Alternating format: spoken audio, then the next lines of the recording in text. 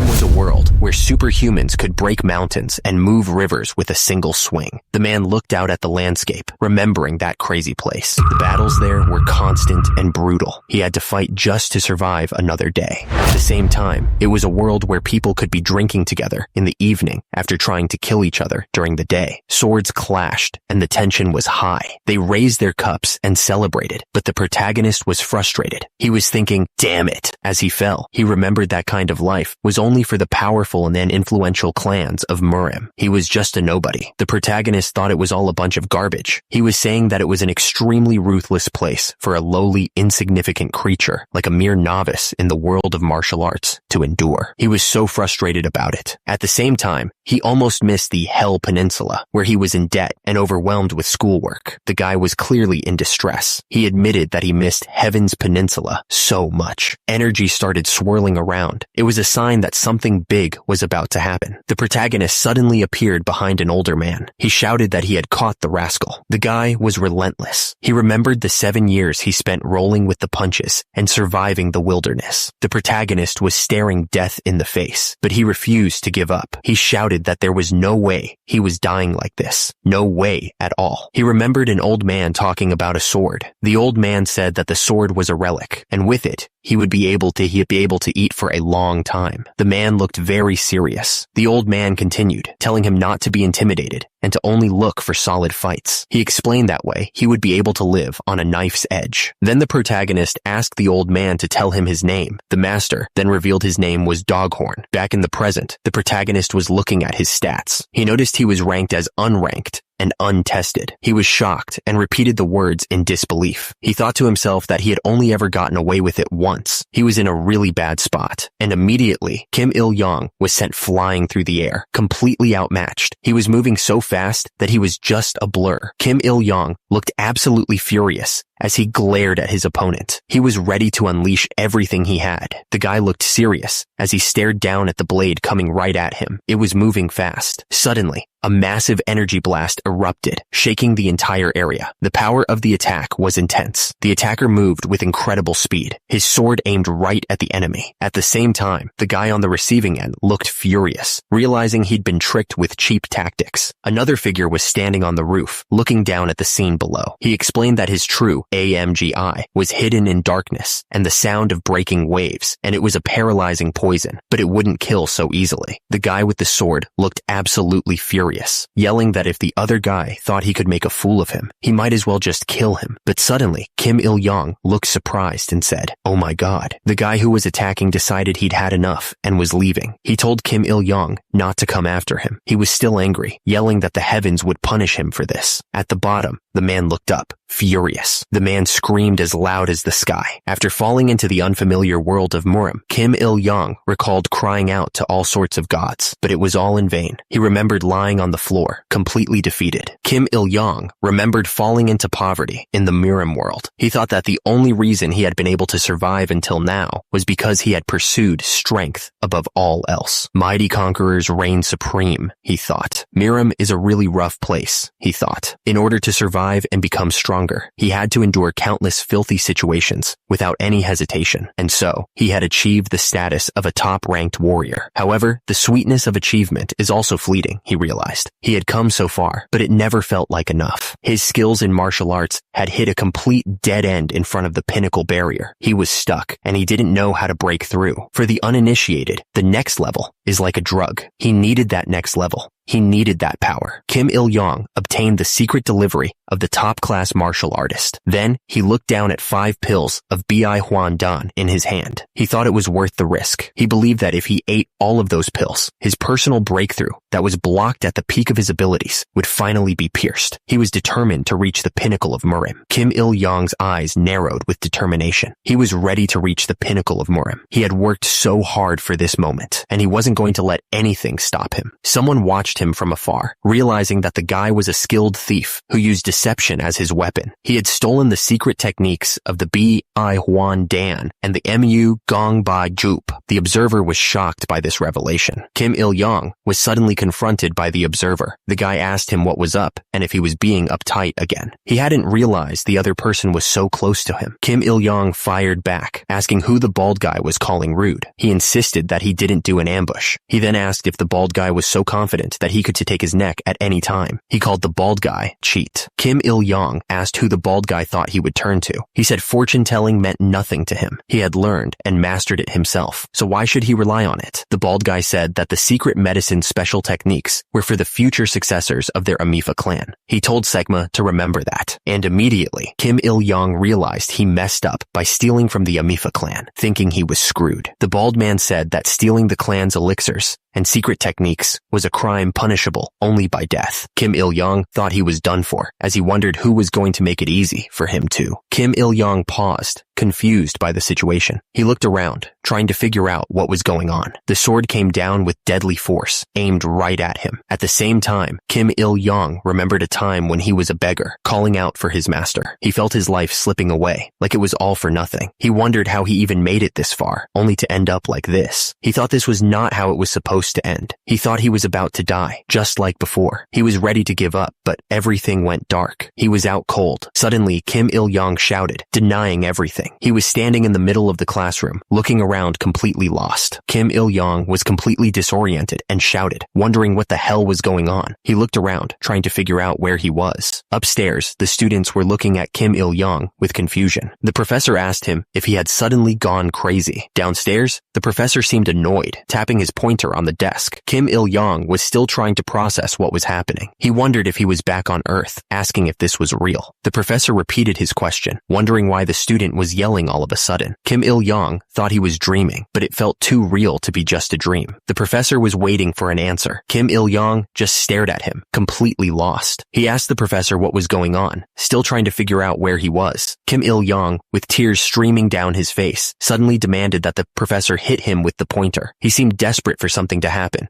his expression a mix of pain and anticipation. The professor looked at Kim Il-yong like he was out of his mind, holding the pointer in his hand. He was clearly confused by the sudden outburst, and immediately, his expression changed to one of shock as he realized something. He mumbled, wondering what the hell this guy was, before realizing it could be another returnee. Kim Il-yong tilted his head, completely lost. He was even more confused by the professor's reaction, wondering what he meant by returnee. He just replied, yes. Kim Il-yong was lying on the bed, looking at his phone. He wondered if the dimensional rift was the reason he got caught up in all this. Below, the screen showed information about returnees. The screen explained that returnees from another dimension have high mana affinity and a good chance of getting an unique class upon awakening. Kim Il-yong started thinking about mana and unique classes. The screen also mentioned Travia being sought after by clans and nations, but only if they have a good class selection. A phone was on the bed, vibrating with notifications, but Kim Il-yong was already sitting in front of the TV. He was ready to see what the news had to say. The news reported that the crystal elixir, which was auctioned at a Geneva hotel in Switzerland, was sold for 303.8 billion won. Kim Il-yong was interested. The report described the elixir as a medicine that grants eternal life, like something out of a fantasy novel. The news announced that the winner of the bid for this Pangea leap was Chairman Lee Kang-ho of the Il-sung Group. The announcer repeated Lee Kang-ho's name. Before getting swept up in the world of martial arts, he was just a nobleman. But now, thanks to the crystal elixir, it seemed he could live a long life in this world. Someone was flipping through channels on the TV. The screen showed an ad for the Narangjin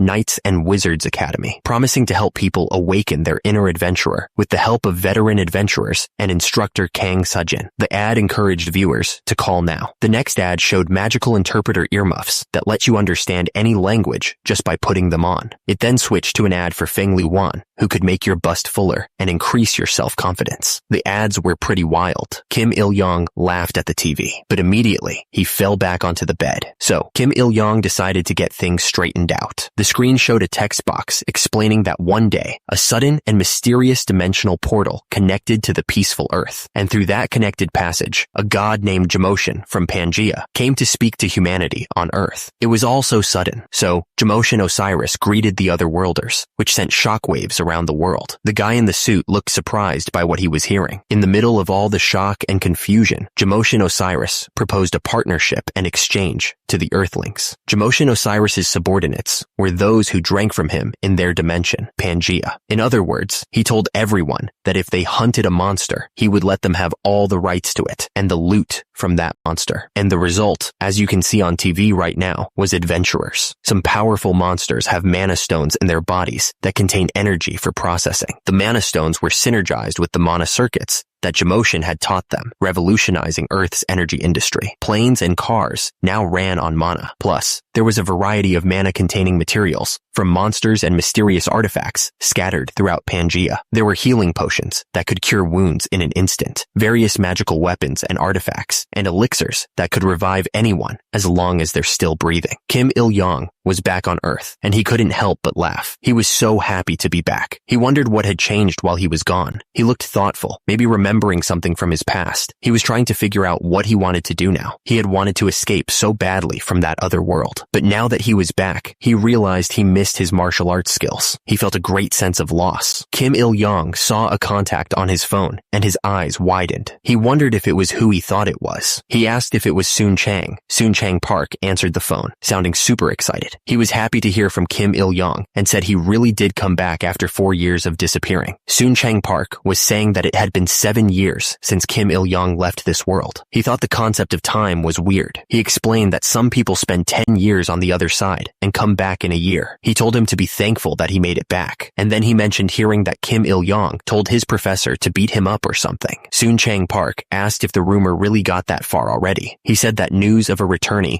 spreads like the wind. He continued, saying that if a returnee awakens, they are the only class, right? He added that he was sure Kim Il-yong's departmental chat room was going crazy right now. Kim Il-yong asked when Soon Chang Park was going to do the awakening test. Soon Chang Park asked why he ended his sentences with a question mark. He told Kim Il-yong that he should be an adventurer, too. He called it a life-changing lottery ticket and asked if he would scratch it. Kim Il-yong asked, "You too?" Then he asked Soon Chang Park if he was an adventurer, too. Soon Chang Park replied that that's why he called right away. Soon Chang Park said that it was really weird, by the way. Kim Il-yong asked what he meant. Soon Chang Park replied that their department alone had produced 2 of those rare returnees, including Kim Il-yong. Kim Il-yong then asked if Soon Chang Park made a lot of money as an adventurer. Soon Chang Park replied that he made a lot of money, more than he could imagine. The next day, the scene shows the Adventurers Association building. It was a beautiful day, and it was a good day to pass the exam, or so they said. It was like SAT day, apparently. The guy walked with his hands in his pockets, looking confident. The crowd was going wild,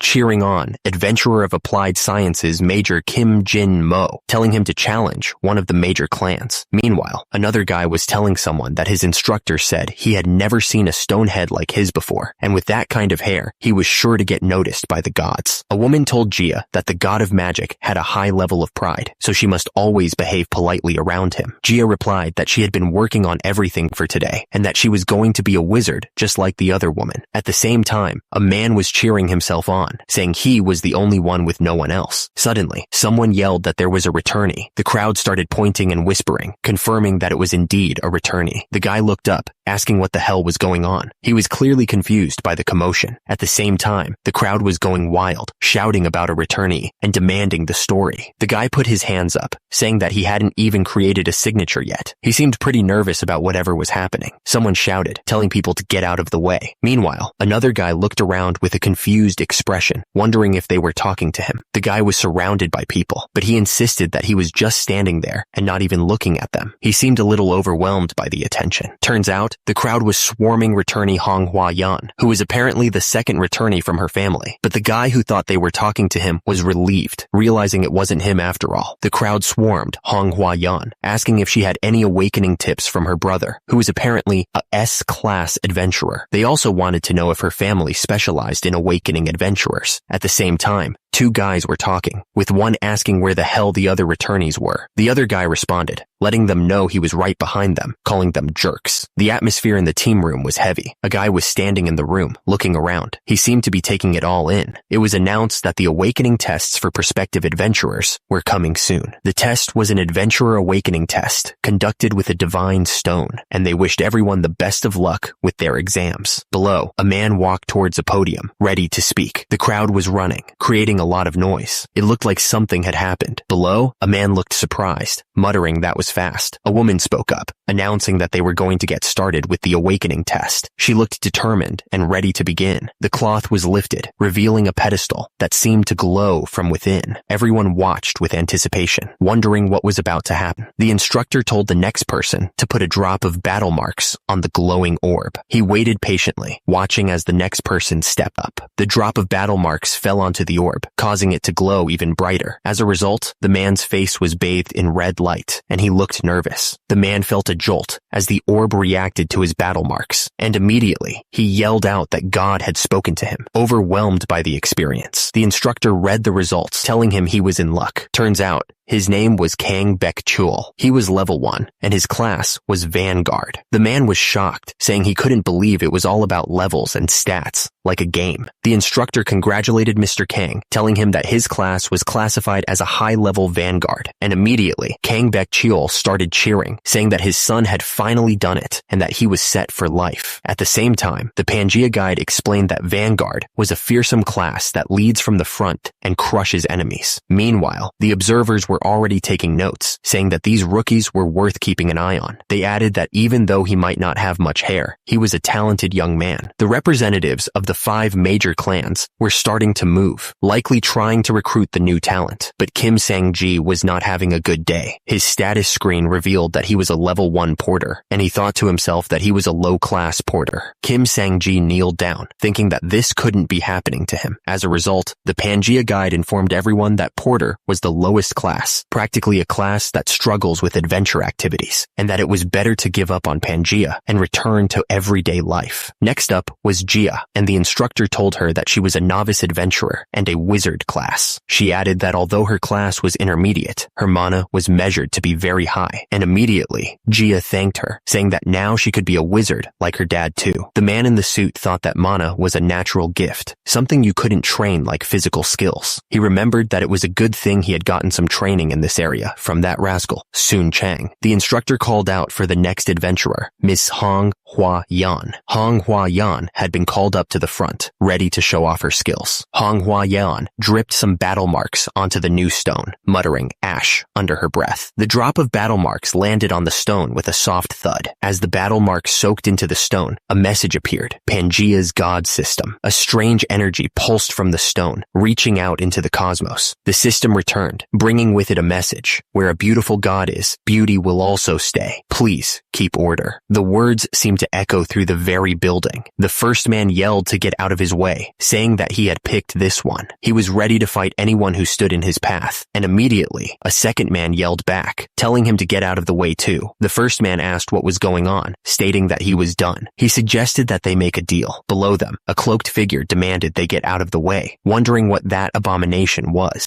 The 2 men shook hands, agreeing that they gave up. They looked relieved to be done with whatever they were doing. The cloaked figure declared that the child was theirs. They held a scythe, looking ready to take what they wanted. Hong Hua Yan's stats appeared, showing her level was 1. Her class was listed as location, and her divine contact was Harvest God. Her strength was 6, agility 6, stamina 5, mana 22, and intelligence 18. The announcer revealed that her class was Witch, and that she had a lot of mana and stamina. The crowd was shocked, because no one had ever seen that class before. They congratulated Hong Hua Yan for being the only one of her class. Hong Hua Yan thanked everyone with a bright smile. As a result, she walked down the hallway, excited about her new class. The crowd wondered what the heck a witch class even was. One of them speculated if it had something to do with spells or curses, but another person pointed out that she had 22 mana for her initial awakening, which was a lot. The announcer declared that she was a super rookie and an unconditional number 1 pick. He then called for the next person to come up. A man wondered why Hong Hua Yan was next in line. He looked annoyed that she was getting special treatment. Kim Il-young thought that things had been getting more complicated since he got here. He wondered if he was really cut out to be an adventurer. As he was thinking, the people in front of him confirmed that he was Kim Il-young, a prospective adventurer, and they wanted him to answer. Kim Il-young heard someone say that he was back again. At the same time, some people were wondering if anyone knew anything about that returner. One of them was Hong Hwa-yeon, who was peeking through the door. The man told Kim Il-young to drip his battle marks here. He didn't seem to have a choice, so he just went along with it. Kim Il-young told himself not to worry. As the words left his lips, a needle pricked his finger, drawing battle marks. The battle marks dripped into the bowl, creating a strange glowing effect. The room was silent as everyone watched the ritual unfold. Kim Il-young looked annoyed, like he had a headache coming, and immediately his eyes snapped open and he felt like yelling. He was clearly not happy about something. Someone asked if he was back again and what he was up to today. The crowd wondered out loud who would be a romantic in a martial arts world. They seemed to be joking about it. Someone asked where the hell that place was and if anybody even knew. They seemed genuinely confused. Someone else asked if anyone had heard of a contract holder on Earth, mentioning the world of martial arts and chivalry. At the same time, the figure in the dark landscape seemed to be waiting for something. The woman casually drank her wine and said that if he was a returnee, he had a lot of potential. She added that he had missed someone earlier. The crowd went wild, each person wanting Kim Il-young for themselves. They were shouting at each other, saying that he was theirs and telling the others to get lost. They were ready to fight over him. The girl looked shocked, asking what the others had just said about nothing and narrow. She seemed confused by their words and wondered what was going on. The girl, annoyed, called them rude and told them to move. She was pushing her way through the crowd, saying that at last, they meet. The girl stated that she needed a suitable contractor who could work with her. She then told a woman to move aside, calling her a dum-dum. The girl, looking furious, told them not to call her Irek. She seemed very sensitive about that name. Hildegreen declared that she was the mother of every hero and the superior deity. She then wondered if it was a higher power that she was sensing, and then she realized it was that kid. Meanwhile, the group of men below looked at each other, unsure of what was going on. Hildegreen stated that if they knew the subject, they would be able to dive right in without hesitation. She added that the author belonged to her now. At the same time, one of the men below told the lesser gods not to dismiss them, reminding them that they were gods too. One of the men ran forward, calling the person a half-wit. He looked furious and ready to attack. One of the men said that he couldn't take it anymore and suggested that they make her pay with a pincer attack. Another man looked at him, seemingly agreeing with the plan. Hildegreen taunted them, telling them to go ahead and be cowardly. She added that it was easier to beat them that way. Below, the group of men were running towards her, ready to attack. Hildegreen didn't waste any time and attacked. The man looked completely caught off guard by the sudden attack, his eyes wide with fear.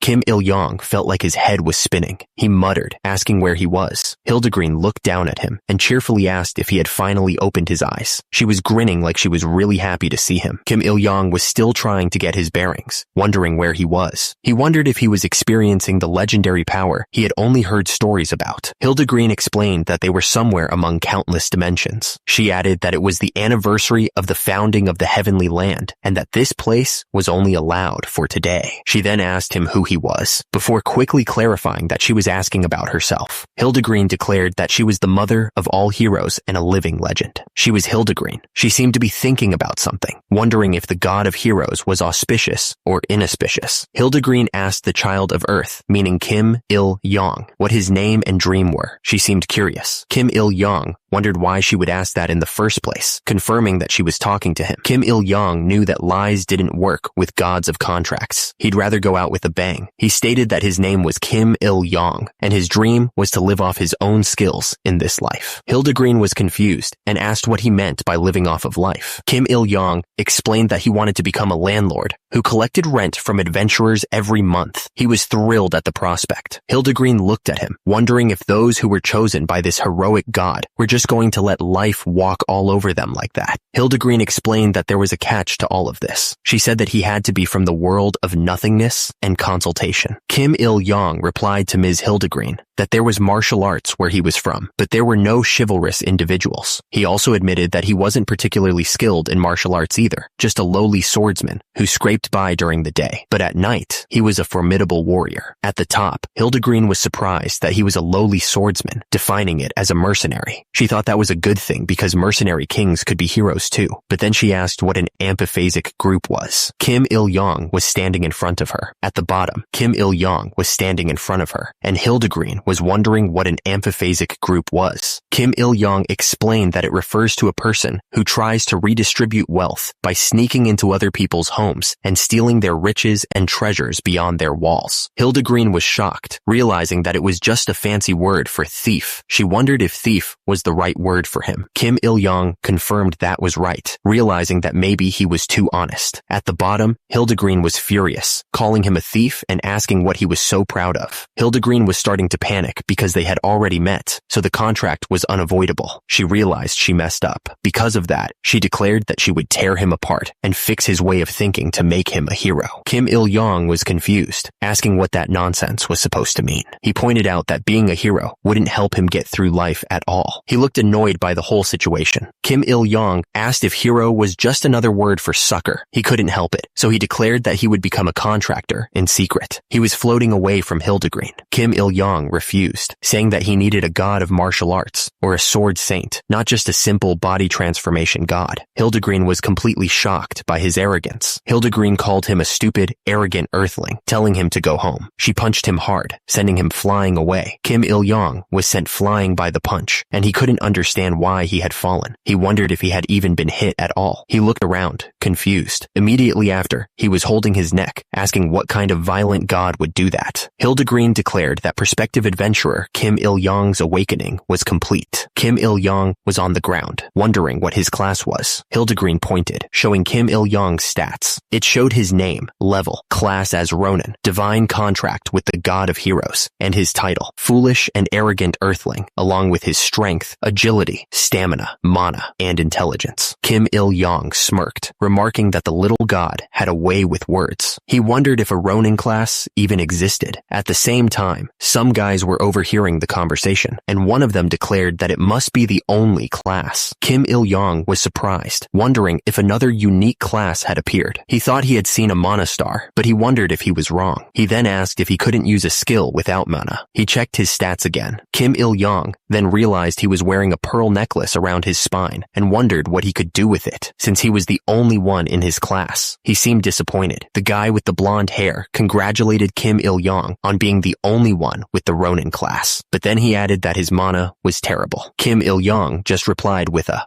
yeah. They say that a returnee is like a lottery ticket that hasn't been scratched. At the same time, a woman with red hair was listening in the hallway. Kim Il-yong complained that he got a winning class, but the mana was terrible. The red-haired woman looked around, seemingly surprised, and then she leaned in closer to listen, curious about what was being said. Kim Il-yong wondered what was going on and if it was a mistake. He thought he should at least look at the status window. He was hoping for just a single active skill. The screen showed inactive skills and then one that was active. Kim Il-yong begged for it to be good, but then he realized that this was terrible. The status window showed that his internal work was at 10, which was really bad. Kim Il-yong was confused, wondering what was going on with his internal work. He couldn't believe it. Then suddenly, he could faintly feel something returning to him. He was sure of it. Kim Il-yong realized that this was why his mana was at 0. He thought it was great, sarcastically. He immediately opened the skills window to see what was going on. Kim Il-yong looked at the screen and was completely shocked. He couldn't believe what he was seeing. Kim Il-yong was pumped. He saw all the martial artists he had been searching for in the Zhongyuan mainland right here. He could not believe it. He saw martial artists from the 3 kingdoms all the way to the top of the world. He was grinning from ear to ear. It was like opening the gates to the imperial treasury. The light from the gate was blinding. Kim Il-yong was standing in the middle of a bright light. He seemed to be getting pumped up by whatever was happening. He had been smiling, but suddenly his face dropped. Kim Il-yong asked what the hell was going on, because this sucked. Kim Il-yong realized he wouldn't be kicked out anymore for begging for martial arts lessons from martial artists. He knew more about the weaknesses of those martial artists than anyone else. He realized realized that his 7 years weren't in vain after all. Kim Il-young was smirking, ready for another round. He thought this delicious meal would be great. Kim Il-young was still sitting in the Awakener's waiting room, glowing with a blue aura. The other people nearby were whispering about him, wondering what the hell was going on with that guy. Kim Il-young was sitting there, thinking to himself, noting how slow the 3 judgment method proficiency was increasing. He was a little annoyed by this, but he didn't let it get to him. Kim Il-young knew it wasn't 0, but it was still slow and steady. He realized that he needed a higher level inner core method, and he wondered if leveling up was the answer. He was determined to acquire all the martial arts he had only dreamed of. Do-yoon Lee addressed the prospective adventurers, acknowledging that the test was tough. He mentioned that the Taichiang clan had prepared a cheering drink for them. He then asked if they had any plans for the future. Hong Hua Yan explained that their clan was offering an unbeatable deal. Someone in the background was thinking that they were jealous of her because the snobby Big 5 clans were begging her to join. They also noticed Jia around Hong Hua Yan. It seemed like everyone was interested in signing Hong Hua Yan, calling her the princess of the group and a wannabe S-rank adventurer. They heard that she had the only class with perks that leveled up, and they envied her. Meanwhile, the crowd was getting a weird vibe, wondering what was going on. The crowd was clearly trying to figure out what was happening, but one guy thought that the situation was ice cold because even the Gunsu clan officials were out of business. The guy's face showed that he was not happy with the situation.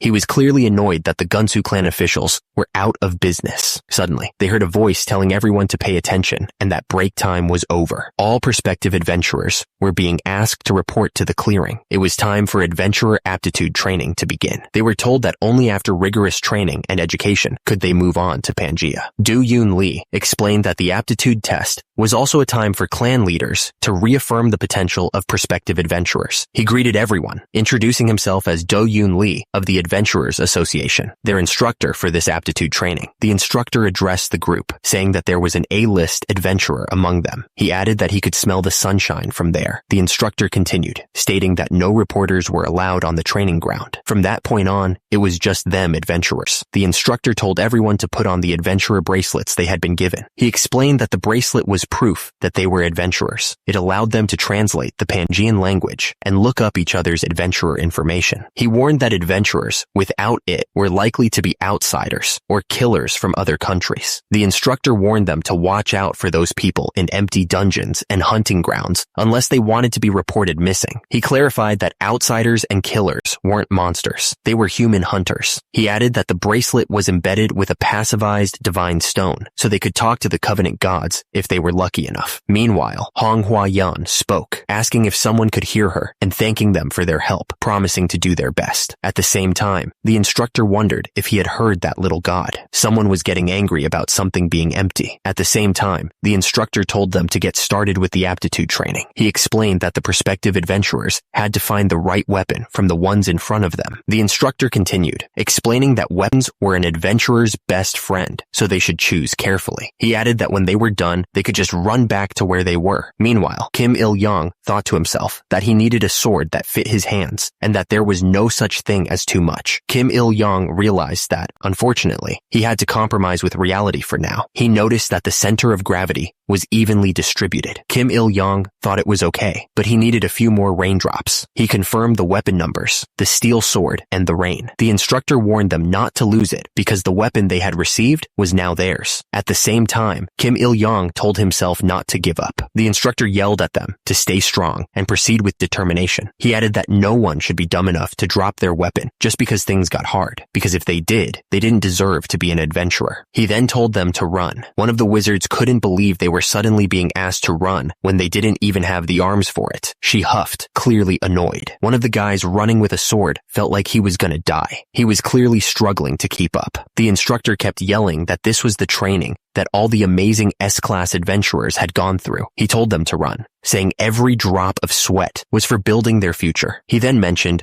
building owner Kazuha, a S-class adventurer, and told them to just wait. Everyone's morale was charged. Kim Il-young thought to himself that he was the one who started out as a beggar and ended up as a first-class citizen. A foot stomped down, declaring that he could never lose. Kim Il-young screamed, frustrated that it was so hard to make a living. He was clearly at his wit's end. Suddenly, a notification popped up, saying that a request had been generated. Kim Il-young looked at the screen, confused. He wondered if something like that even existed. The notification showed showed the request name, Road to Becoming a Hero. It also said the difficulty was the lowest possible. The screen then listed the request details. It said a hero, who was gasping for breath, was not attractive, so they had to train their stamina. As a result, Kim Il-young was thinking that the reward was way too small for something at the lowest difficulty. The request's name was displayed again, Road to Becoming a Hero. Kim Il-young wondered what was more, a hero.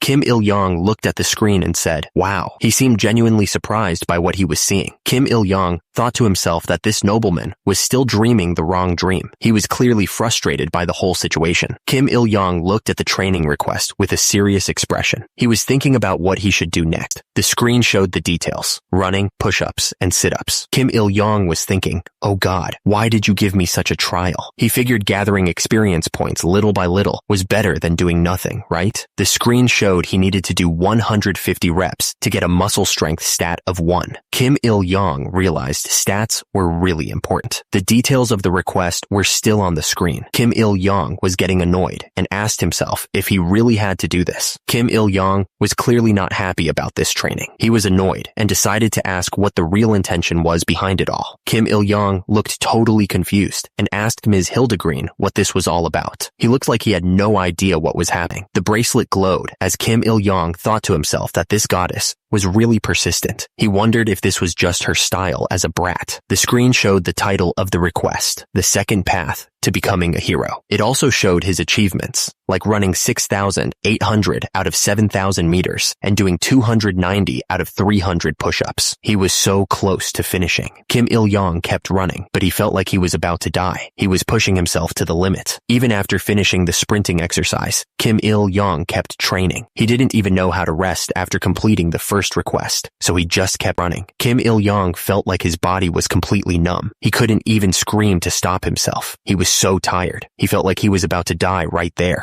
But the young master kept running and running, pushing through the pain. He finally completed the 7,000 meters. Kim Il-young kept running, gasping for air. He was pushing himself way too hard. It turns out that in martial arts, there's a big secret about passing on skills. People don't just share them. But here, martial arts were spread like a buffet under the name of skills. The protagonist realized this was an incredible chance to break free from being weak. The young master slammed his hands on the ground, pushing himself up with a grunt. He asked himself how he could rest with that in mind, clearly frustrated with his limits. He remembered the instructor's words echoing in his head. He had said that training never betrays you, and the more you sweat, the stronger you become. Kim Il-young kept pushing himself, doing push-ups. He counted out loud, 1, 2, 3. His body was shaking, but he refused to stop, and with each push-up, more sweat poured off him, hitting the ground. Every single drop, he knew, was building his future. Kim Il-young gritted his teeth, pushing through the pain. He forced out another rep, yelling 4 as he struggled to complete it. Someone noticed Il-young working so hard. He wondered why that person was acting like that. The others started talking about him, laughing at how he had to rely on his body because he didn't have any mana. They thought it was stupid, wondering how he could become an adventurer without skills. Kim Il-young ignored the haters and kept doing his push-ups. He was determined to get stronger his way. He gritted his teeth, sweat dripping from his face. He didn't care if they laughed. He was going to go his own way. He pushed himself to 10. At the same time, someone explained that it was just a training period and they couldn't fight monsters yet. Because of that, all the aspiring adventurers were stuck at level 1. Kim Il-young completed the second request on the path to becoming a hero. He got 150 experience points and a stamina boost. He had leveled up to level 4, and he was still pushing himself to the limit. He was done, and he thanked Ms. Hildegreen. He was really grateful for the help. Kim Il-young raised his arms in victory, clearly proud of himself for pushing through. He was feeling the rush of the level up. Someone told him that he was doing great, but then told him to be quiet. He looked around, confused about who was talking to him. Kim Il-young turned to Ms. Hildegreen, asking if she could hear him. He even called her a little god, wondering if she would answer. Kim Il-young looked at the bracelet on his wrist. He thought to himself that the goddess had been around for a long time. He then looked around at the ceiling. He wondered where all the taxes went and what was up with the unsettling menu. The cafeteria was packed with people. Someone in the crowd commented that the 3 food police officers were there. A man was eating, but he complained that he was so hungry that he felt like he could chew and swallow iron bars. He looked absolutely famished. A group of people sat around a table. One of them said that he was restless to make friends with the famous prospective adventurer. Someone said that it was already too late for that guy over there. He suggested they should go to Dokgodai. Kim Il-young was getting ready for a good meal. He looked forward to eating well. The man's expression was unreadable. It was hard to know what he was thinking. Someone had sent a message asking why they hadn't heard anything after the awakening test. The sender said they had forgotten and apologized. At the same time, someone else was annoyed that the person had forgotten to report to the teacher. The guy was looking at his phone, but he remembered something else. He recalled that someone had promised to help him cram for his studies, but he doubted it. Someone was talking about the unique class being here. At the same time, someone else was texting, saying that they were surviving on kimchi and ramen every day. They clearly needed the adventurer's help. The person texted that they desperately needed the adventurer's help. They sent their adventurer bank number, but then said their mana was 0. They seemed confused and accused the other person of lying. The guy looked at his phone in shock. He said it was true that his mana was 0. He was clearly confused by what was happening. He was still staring at his phone, trying to figure out what was going on, and immediately a text came in asking if he was okay, showing concern for his well-being. Hwa-yeon stood in front of a seated man and called out to him, asking if he was there. She seemed to be looking for him. Someone was thinking about Hwa-yeon. It seemed like they were trying to remember who she was, and immediately someone else chimed in, saying that she was the super rookie of this year's class. It seemed like they were trying to remind the person who she was. The person wondered what the sensational rookie wanted from him. He also questioned why she was calling him senior. Kim Il-young was still staring at his phone, deep in thought. He seemed to be processing the information he was receiving. He noticed that the gorgeous person named Hwa-yeon was talking to him, but then he paused, realizing he didn't know who she was. Kim Il-young started typing a message. He figured a beautiful woman was more important than his buddy right now. He thought that up close. She was really pretty. He bet she'd made a lot of men cry. Hwa-yeon asked if he was okay, because she saw him training like a monster earlier. She also kept calling him senior. Kim Il-young asked why she kept calling him senior. He told her that he didn't know any junior like her, and wanted to know why she had been watching him. Hwa-yeon said she knew he was a senior. She added that she didn't know him, but he knew her. Hwa-yeon told him that they were in the same department. She explained that she also studied material science and engineering. Well, the monster material science department now, she corrected. Kim Il-young was then asked if he was the one who had returned to the classroom before her. He seemed a bit confused by her question. Hwa-yeon insisted that he remember her. She pointed out that they had even met at orientation. She was really trying to get him to remember. She looked at him expectantly, waiting for some sign of recognition. The young lady really seemed to want him to remember her. She couldn't believe he didn't remember. She asked again, just to be sure, if he really didn't remember her. Kim Il-young remembered his past. If it was something from his college days, it was from 7 years ago for him. Even that memory was clouded by his intense martial arts training. He was straining to remember anything from that time. Kim Il-young admitted that he really didn't remember her at all. He was clearly confused and asked how she even knew who he was. He was trying to piece together what was happening. Hwa-yeon smiled, revealing that he wasn't the only one who had returned. She explained that he was a returnee too, a senior, as she called him. She seemed amused by his confusion.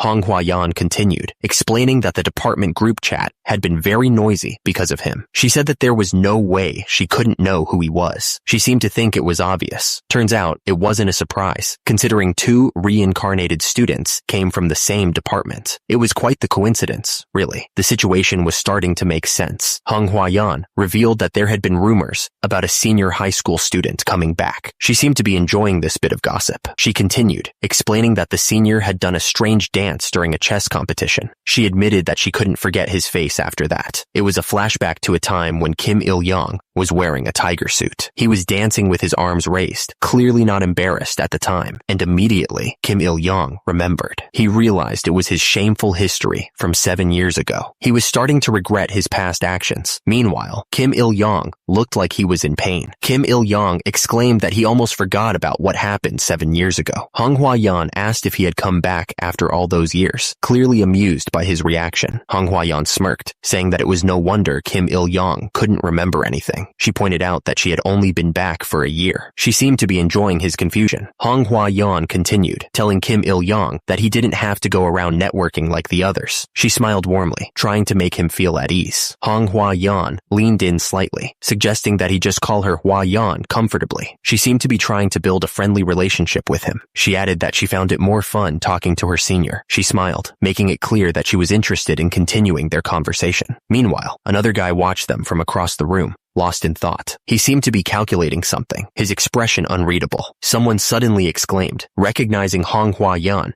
and saying it was nice to see her again. The man with red hair asked Kim Il-yong who he was. He mentioned that they had seen each other with Hua Yan at the clan gathering, pointing out that Kim Il-yong was sitting at the table next to her. The man with red hair smiled sheepishly and admitted that he had a bad memory and didn't remember. Hua Yan looked annoyed and muttered that she hated it when people suddenly started talking to her. The man with red hair then asked if the two knew each other, since they seemed to be talking so joyfully. Hua Yan explained that they were senior-junior colleagues from university. The man with the red hair called them over, saying that they weren't strangers anymore. He smiled, happy to see people getting along. Two people seemed happy to be included and nodded in agreement. They looked forward to meeting new people. The first guy introduced himself as Lee Jin-ho from the Ranger class. The young lady next to him said she was Kim Mi-na from the Swordsman class. Someone said it was an honor to meet the younger sister of that famous swordmaster. The group seemed genuinely impressed. Hua Yan smiled, but she said that the situation was still awkward. She didn't seem to enjoy the attention. An announcement called the aspiring adventurers to attention. It told everyone that lunchtime was over. The announcement said to gather at Training Ground 11 for the next training, and right after the announcement, someone said they'd go first. Hua Yan said she would go first. She seemed a little nervous, but also excited to get started. But then, someone called out, stopping her. They yelled for Miss Hua Yan to wait a minute. Hua Yan was suddenly sent flying. The other trainees watched, completely surprised by what just happened. The red-haired trainee watched Hua Yan disappear and commented that she was gone like the wind. The others around him seemed equally surprised by her sudden departure. The red-haired trainee was bummed that Hua Yan left so quickly and asked if anyone managed to get her number. Someone replied with a simple no. Meanwhile, someone was walking away from the group. It wasn't clear who it was or where they were going. As the man walked away, the red-haired trainee changed the subject. He asked if anyone wanted to join him for training, saying that training was the only way to survive. The man glanced back with a slight smile, wondering if there would be another mission this time. He seemed eager to get started. The group started moving forward, their footsteps echoing in the training area. The sounds of everyone walking together filled the air. The instructor yelled, asking if everyone had eaten well before coming. The students responded with a loud, "Yes!" Another trainee shouted back, confirming that he was ready to go. The instructor grinned, telling them to digest their food now, because this training involved a mock dungeon. He looked like he was enjoying this. The instructor explained that ugly goblins were waiting for them inside the dungeon. He quickly added that it wasn't that dangerous, trying to reassure them. The instructor told the group that the enemies they were about to face were tough, but he added that they were perfect to show off the skills they had been training. The instructor then revealed that they would be fighting a training chimera. The chimera was made from the bodies of mutated slimes and goblins, which sounded pretty nasty. The instructor also warned them that the goblins had weak attacks, but strong defense. He explained that this was due to hardening magic on their skin. The goblins looked ready to fight. They were all crouched down, waiting for the signal to attack. Kim Il-yong was excited. He said he was already feeling restless and wanted to test the martial arts he had been practicing. Kim Il-yong smirked. He had registered some of the approved third-rate martial arts as skills, ready to level up. The screen showed his skills: triple blade technique at 4th rank, 6 harmony fist at 2nd rank, wind blade technique at 1st rank, triple heart technique at 2nd rank, and 5 element step at 1st rank. Not bad for a beginner. The instructor announced that the training would be done by forming a party autonomously. He looked pretty serious about it. Kim Il-yong looked surprised. He asked why he was so shocked. Because hunting in Pangaea was usually done in parties or clans. He realized they needed to experience group battles firsthand. He thought they would form their own group and proceed with the training, comparing it to a college group project. The instructor continued to explain the rules. The trainees listened carefully, trying to understand what was expected of them in this timed challenge. The instructor then announced that the training would be done in time attack mode. He added that the results would be visible to all clan members. The instructor gave them a knowing smile. He asked if they knew what they needed to do to impress impress everyone. Kim Il-young looked annoyed. He realized the faceless ones were grouping together, leaving him out. Kim Il-young cursed under his breath. He knew this would happen, and he regretted not working harder to build relationships with the other trainees. Hong Hua-yan spotted Kim Il-young in the crowd. She thought to herself that she had found the right person. Hong Hua-yan walked up to Kim Il-young and asked him if he wanted to team up with her. Kim Il-young looked surprised by the sudden invitation. Hong Hua-yan looked annoyed that Kim Il-young wasn't speaking properly. She told him not to skip words like that. Kim Il-young tried to recover smoothly, asking if they could have a party together. He was trying his best to sound like he knew what he was doing. Hong Hua-yan smiled, noticing his discomfort. She teased him, saying that he must hate this, and that his face was burning up. Hong Hua-yan seemed a little offended, asking if he disliked her that much, that he would reject her with just one look. Kim Il-young denied it immediately, saying that wasn't the reason at all. He looked a little nervous, trying to explain himself. Hong Hua-yan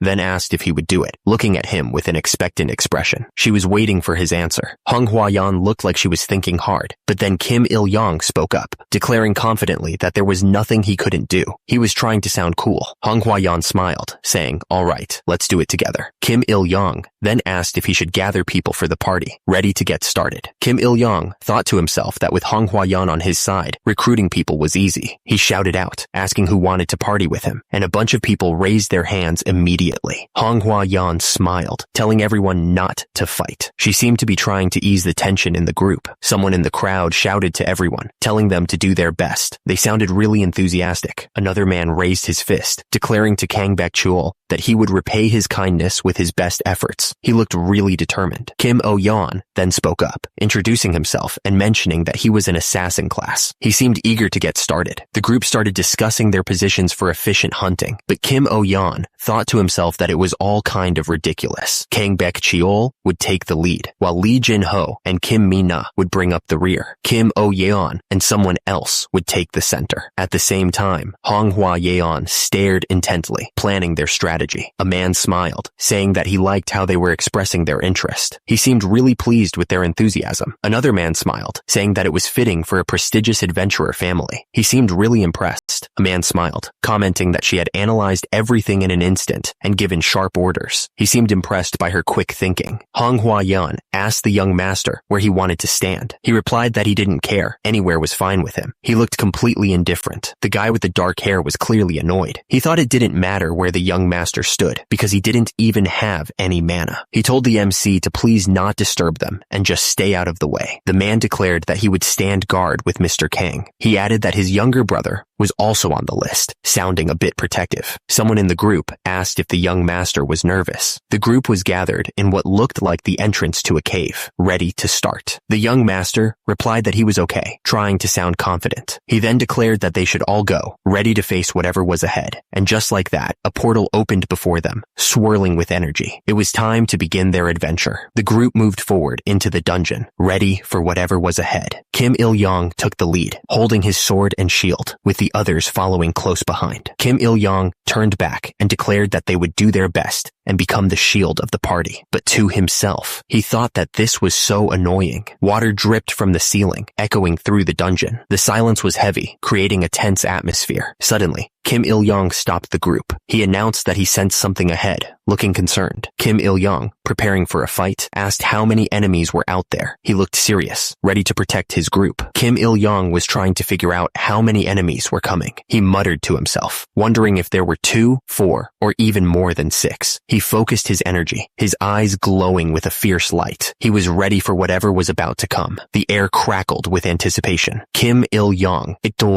seeing the enemies approach, shouted a warning. He yelled that they were coming. One of the other trainees looked absolutely terrified. He took a step back, fear written all over his face. The monsters were closing in. One of them screamed as it lunged forward, ready to attack. The goblins, a nasty-looking bunch, were ready to fight. Their leader shouted for everyone to prepare for the attack. One of the trainees wasn't going to wait and see what happened. He activated a skill, shouting that he was going to provoke the enemy. The trainee looked around, his eyes widening in disbelief. He realized there were goblins in the back too, and not just a few. Panic started to set in. It was clear they were completely surrounded by the monsters. It was a really bad situation. The goblins didn't waste any time and charged forward, looking like they wanted to tear everyone apart. They were moving fast and looked really angry. The rookies started to panic, realizing they didn't have any real combat experience. They were screaming and looked like they were about to run away. At the same time, Manhwa also looked surprised, like she wasn't ready for this kind of fight. It was clear this was her first time being this close to the action. Turns out, Manhwa was also taken aback because this was her first time in close combat. She was clearly not expecting it to be this intense. Meanwhile, one of the goblins was attacking with a crazy look in its eyes. It looked like it was about to hit someone. The others thought the association guys should hold back a little. The trainees were wondering if the instructor was trying to push them too hard. Turns out, the goblins were protected by some kind of magic, and their attacks weren't doing anything. The goblins were relentless, and one of the guys was getting attacked up close. At the same time, Manhwa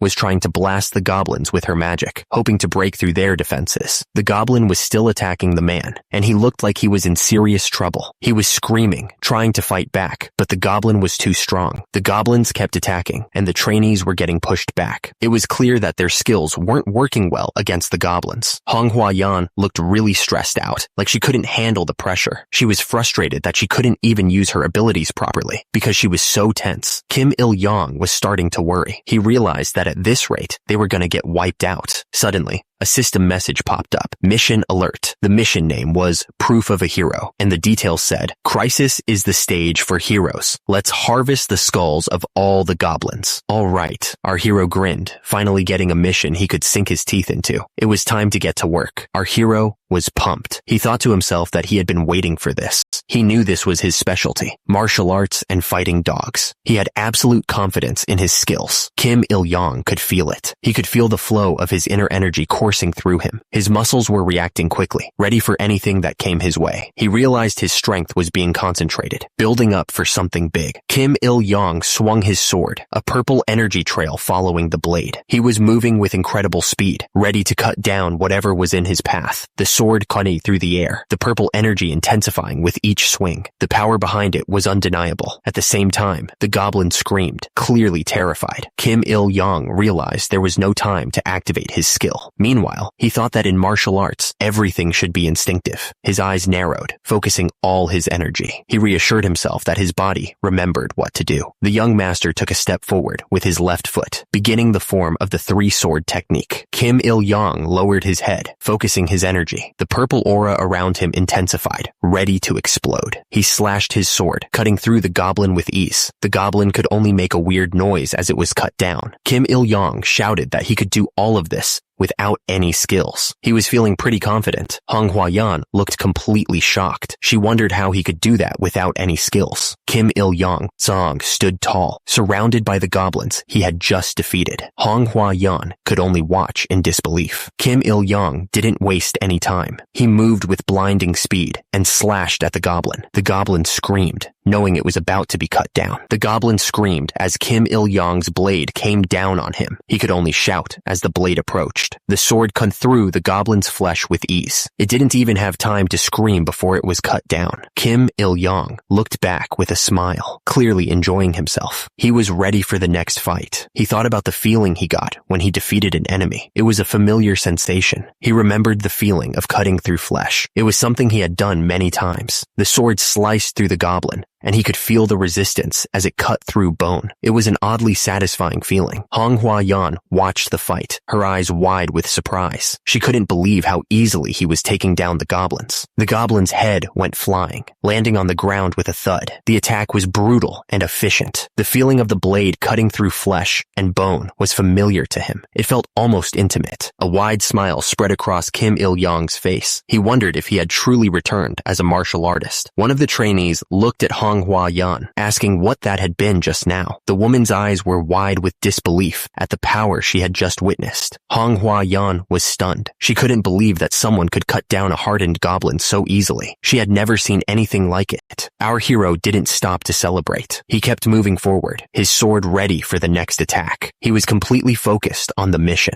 The remaining goblins were terrified. They screamed the name Kiyek as they saw him coming closer, clearly recognizing the threat. Someone shouted, asking where he was running away to. They added that even if he was going to leave, he couldn't just run off like that. Kim Il-yong screamed as he fought. He looked absolutely furious, ready to tear through anything in his path. The goblins got hit with a powerful strike. The force of the blow was enough to cut them down instantly. The young master advanced, remembering what his older brother had told him. He needed to stay calm, no matter what. Hong Hua-yan watched with wide eyes. She was clearly shocked by the scene unfolding before her. But as soon as they faced the goblins, everything went completely crazy. The situation was spiraling out of control fast. The guy was completely stunned, realizing that the young master had sliced the petrified goblin into 3 pieces. He couldn't believe that someone with no mana at level 1 could pull off something like that. Meanwhile, another man was looking with a grin, wondering where the senior was. The guy was smiling, wondering how the hero could be so calm like that. He seemed to be enjoying the show. He was still trying to figure out how the young master could be so calm. Kim Il-yong was still fighting goblins, moving with incredible speed. He was enjoying himself. The man was completely confused, wondering what the heck was going on. He couldn't understand what he was seeing. Someone was talking about Kim Oh-yeon, asking if he wasn't a loser, and if this was the only class like that. It sounded like they were trying to figure something out. The guys watching the fight looked completely stunned. They just couldn't believe what they were seeing. Their faces showed pure disbelief. Someone shouted that this was so unfair. They seemed really upset about something. The person speaking commented that there was no showmanship or pretense in the trajectory of the sword, comparing it to a machine. It was like they were analyzing the young master's fighting style. They continued, saying that he just takes the enemy's life. They seemed to be impressed by his efficiency. The sword moved with incredible speed, a blur of steel. Because of that, it was clear that he fought with the most efficient movements. The goblin didn't even have time to react before the blade cut through it. The young master had been fighting like this for 7 years. The young master grinned as he cut down another goblin. He was enjoying this way too much. Someone watching the fight was completely shocked by what they were seeing. They couldn't help but wonder what the heck he had gone through to become so skilled. The protagonist shouted as he continued his assault on the goblins. He was in his element, completely focused on the fight. The goblin screamed as the sword came down on it. It didn't understand how it was being overwhelmed so easily. At that moment, someone recognized the style. It was the most efficient, practical swordsmanship. The girl's eyes widened as she watched the fight. She thought it was just like her brother. She admitted that she wasn't as skilled as her older brother, who was a sword master. He was on a completely different level. The young master continued to cut down the goblins with ease. The red-haired girl could only watch in amazement at his overwhelming power. The young master felt a surge of confidence. He realized that his speed was still top-notch, even when it came to swordsmanship. Meanwhile, the red-haired girl was deep in thought. She was remembering that the senior had only awakened as an adventurer a few days ago. The protagonist kept his focus, ignoring the girl's thoughts. He knew he had to keep moving if he wanted to level up. She couldn't help but wonder what was going on. She questioned what exactly the senior's identity really was. Hong Hua-yan looked at her hand, trying to figure out the situation. She was clearly confused by the young master's power. She thought to herself that she hadn't expected much help. She admitted that they had only formed a party because he was a friend of Sun Chang, who she had a personal connection with. The god of harvest, Hildegreen, may be childish, but the god of harvest whispers that the girl is also good at calculations. She also has sharp eyes for people. The god of harvest quietly murmured that there might be some hidden benefits to the situation. The girl's eyes widened as she considered this. She wondered what kind of benefit could make up for 0 mana. What reward could possibly compensate for that? Kim Il-yong moved like a blur, slashing at the goblins with incredible speed. The purple energy of his blade cut through the air, making short work of the monsters, and immediately a voice echoed in the air, calling him an adventurer with boundless potential. It was like the system itself was acknowledging his strength. The voice continued, calling him a hidden gem. It was clear that someone or something was watching him very closely. Then the voice declared that the first one to pick him up would become the owner. It was a strange way to describe a person, but it seemed to fit the situation. Hong Hua-yan smiled to herself, thinking that her brother always complained he didn't have clan members good enough to use. She seemed to have an idea.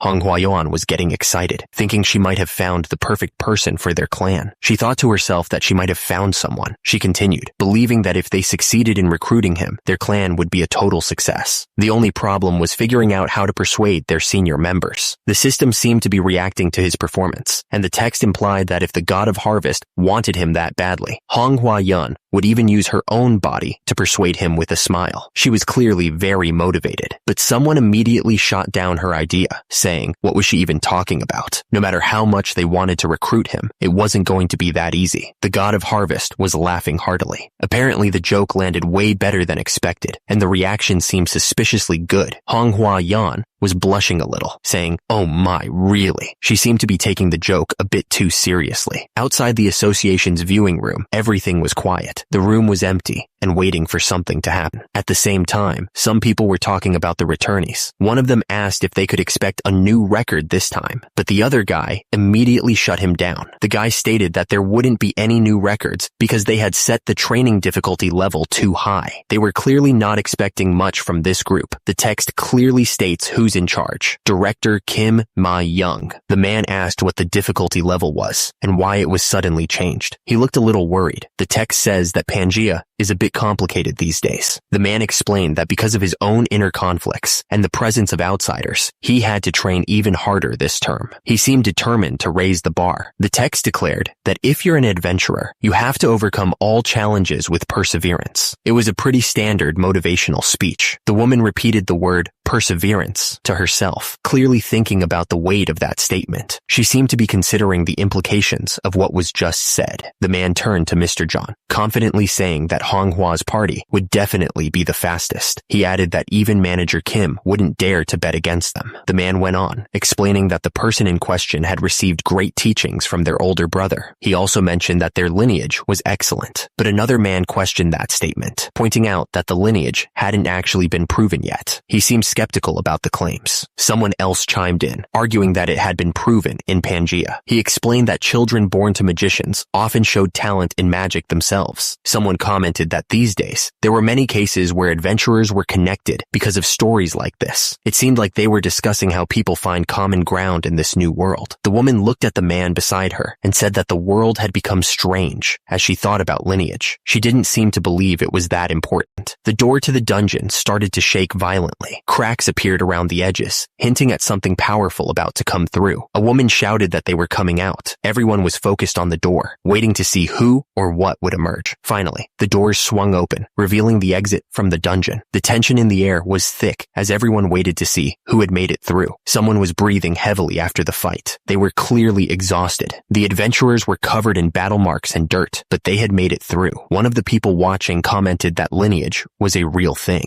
He seemed impressed by what he had just witnessed. The general manager told them to record everything. They needed to digitize the footage and send it to headquarters. Someone pointed out that the time was 9 minutes and 56 seconds, asking if that was a new record. They seemed impressed by the speed. The people watching were surprised. They asked if the association hadn't raised the difficulty level already. They were shocked that someone could clear it so fast. One of the guys scoffed, saying that they even had to carry that worthless baggage. He didn't seem happy about it. The group was still in disbelief. They pointed out that she had cleared the dungeon in under 10 minutes without using any mana. It was almost impossible. The general manager exclaimed that they had to recruit that woman no matter what. He was clearly impressed by her skills. Someone else agreed completely. He added that he would call the accounting team and increase the recruitment budget. They were determined to get her on their team. Kim Il-yong stood there, covered in battle marks, still gripping his sword tightly. He looked like he had been through hell, but he seemed completely unfazed by it all. The person watching the fight said that the guy's moral integrity was a mess. She wondered who he even was. Someone was doing pull-ups, clearly struggling with each rep. He was huffing and puffing, trying to push himself. Someone told the senior to avoid making strange noises. He sounded annoyed. The guy doing pull-ups complained that the sound was irritating. He said it sounded like someone was taking a dump, which made the whole situation even more awkward. Manhwa was catching her breath, clearly exhausted from the fight. She looked like she had used a lot of energy. Kim Il-yong looked down, lost in thought. He seemed to be considering his next move. Suddenly, an explosion of energy erupted. It was like something was being unleashed. Kim Il-yong moved with blinding speed, his swords flashing. The air crackled with energy as he attacked. A system window popped up, showing that his triple sword technique had reached the 6th stage at 16%. He was getting stronger fast. Kim Il-yong was smiling, thinking about how he had slaughtered goblins in the mock dungeon without leaving any trace. He was pretty satisfied with his performance. Turns out, his martial arts level had noticeably increased. He was really happy about that. Kim Il-yong looked down at his sword, knowing there was no substitute for actual combat training. He knew he needed to keep pushing himself. He knew that there was no substitute for actual combat training. He needed to keep pushing himself himself to get stronger. Kim Il-yong decided to double-check all his supplies. He wanted to make sure he was ready for anything. He was taking his time, making sure he did everything just right. He was moving slowly, but with absolute certainty. The system chimed in, letting him know he had nailed the move perfectly. His skill level was even higher than expected. Kim Il-yong looked surprised by the system's feedback. He hadn't expected such a good result so quickly. He was confident it wouldn't take too long to get back to his peak condition. At the same time, the RPG screen showed Triple Sword Technique, 7th form, 1%. Kim Il-yong smirked, realizing he could restore his cultivation level pretty quickly at this rate. He was definitely on the right track. Kim Il-yong was getting excited, realizing he might even reach the peak of his dreams. He thought about how he was addicted to getting stronger, and it looked like he'd finally achieve it back on Earth. He smirked, thinking martial arts was the only drug approved by the government. He was sure he made the right choice, coming back to Earth and becoming an adventurer.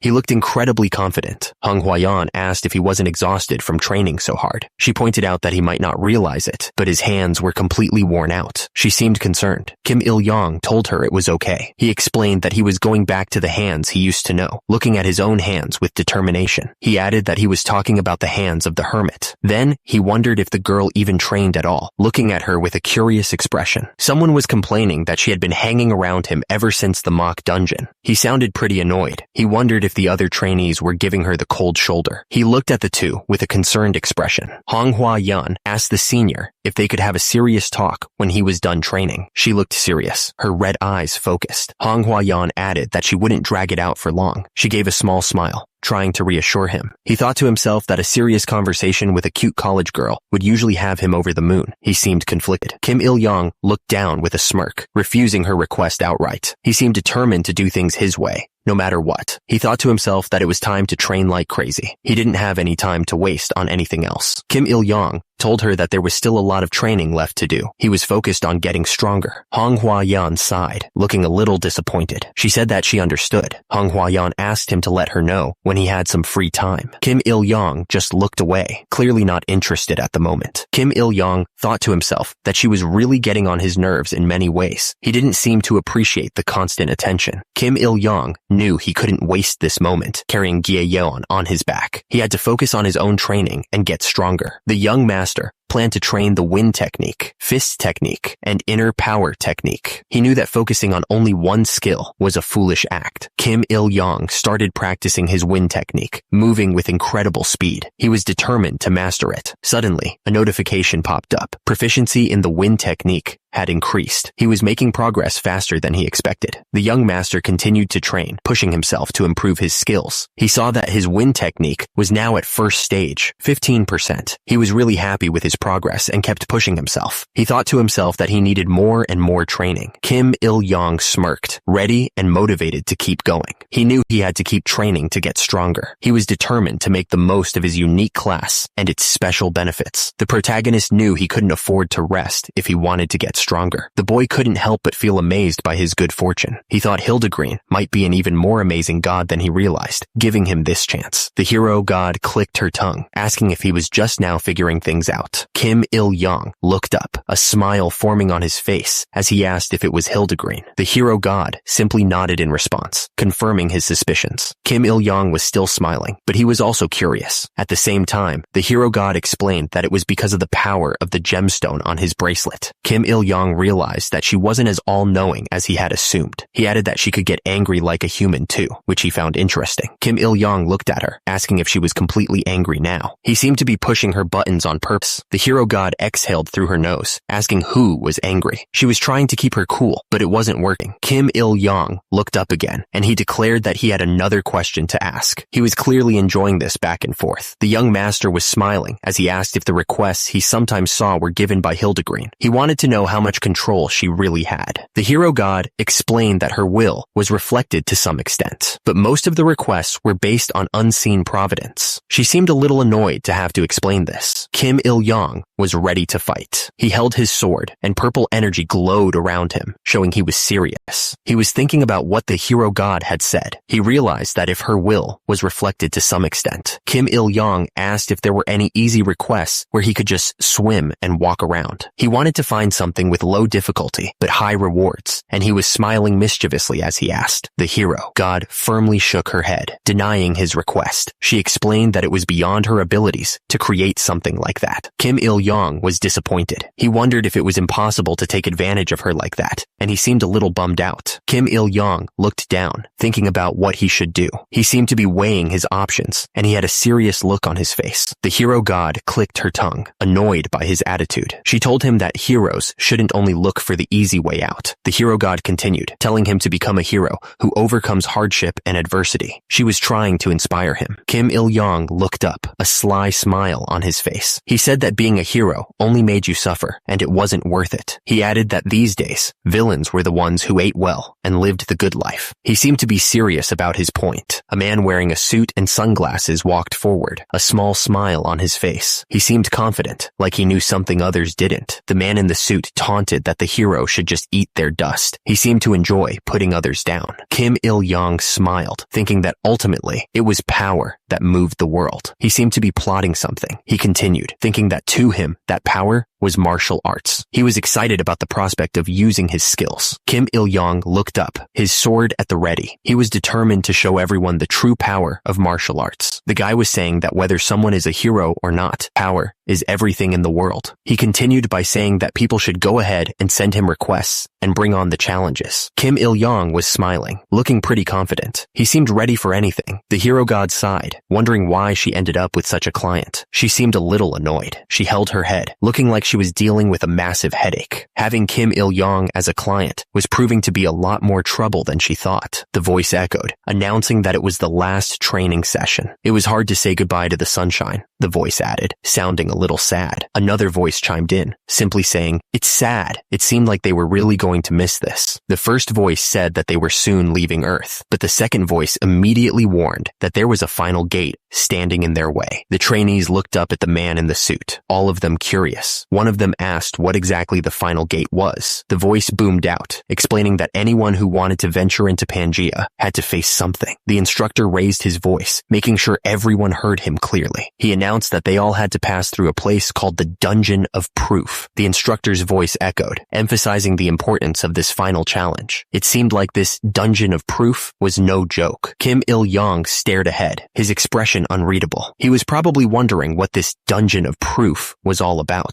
Kim Il-yong repeated the words Dungeon of Proof to himself, curious. He had no idea what to expect. So, the instructor was explaining that the Dungeon of Proof was in some kind of neutral dimension, not part of Earth or Pangea. It was also implied that some people can adapt to this new world faster because of something called the benevolent nature of Mother Earth. The instructor continued, saying this so-called tutorial dungeon was made to teach adventurers to be careful. Kim Il-yong looked concerned, probably realizing this wasn't going to be a walk in the park. The instructor's expression turned serious. He warned that there would be real monsters in there, monsters that actually wanted to kill and eat them. He challenged anyone who was scared to back off now, because this was a life or death profession. The instructor raised his voice, making sure everyone understood that only prospective adventurers could enter this Dungeon of Proof. He added that they would all be watching. The instructor reminded them that all their actions would be monitored in real time by clan officials. One of the adventurers thought to himself that this was a real-time assessment, which made him nervous because one mistake could get him disqualified. The instructor finished by saying they were lending them magical-grade armor for safety, so they should give it their all. The instructor kept talking, saying it was a relief to have a safety device, but he quickly corrected himself, clarifying that they were just borrowing the armor, and losing it would mean owing a lot of money. He then told them to hurry up and pick out the right magic-grade armor. Everyone started looking at the armor, trying to figure out what to pick. The armors looked old and worn, but they were probably better than nothing. One of the trainees asked the instructor if there was armor that gave just enough protection without being too bulky, like cloth armor. He seemed to be prioritizing mobility over defense. The instructor, looking annoyed, realized it was the same guy from before. He told him to just pick one from there. The trainee thought to himself that he had to compromise with reality again. The trainee decided he would get this one. The system window showed the armor was sturdy boiled leather with a magic defense of 11 and durability of 98/110 with no special effects. The instructor yelled, asking if everyone had picked their armor. He didn't wait for an answer, immediately declaring it was time for them to prove themselves. He continued, telling them to prove they were worthy adventurers adventurers. He welcomed them to a world full of life and death, urging them to break out of their shells and be reborn. The light pulsed as the instructor's words echoed. He was trying to hype them up for the dangers ahead, hoping they wouldn't chicken out. One of the guys turned to Jin, asking if they were really going in without an instructor. He pointed out that there was a real monster inside, clearly nervous about the whole thing. Jin smirked, saying that whether it was Murim or Pangea, the only thing that had changed was the stage. He was confident that he could handle whatever came their way. A bright light filled the area. Jin declared he was about to show them what he was made of. The light illuminated the other trainees. As Jin remembered his past, he recalled the 7 years he spent crawling in the dirt of Murim's world. Jin gripped his sword tightly. He looked confident, ready to prove his worth in this new world. Jin suddenly grabbed his head, feeling a sharp pain. He stumbled, losing his balance on the rocky ground. Jin wondered if the monster was already there, having not even taken a step. He gripped his sword tightly, ready to defend himself. Jin was in pain, but he heard someone shout. He was asked if he was all right by the young lady, Manhwa, who was standing next to him. The girl with black hair asked if Jin was the person they were talking about. She added that they were lucky because they must have been separated when they entered the gate. At the bottom of the panel, Kim Il-young looks up.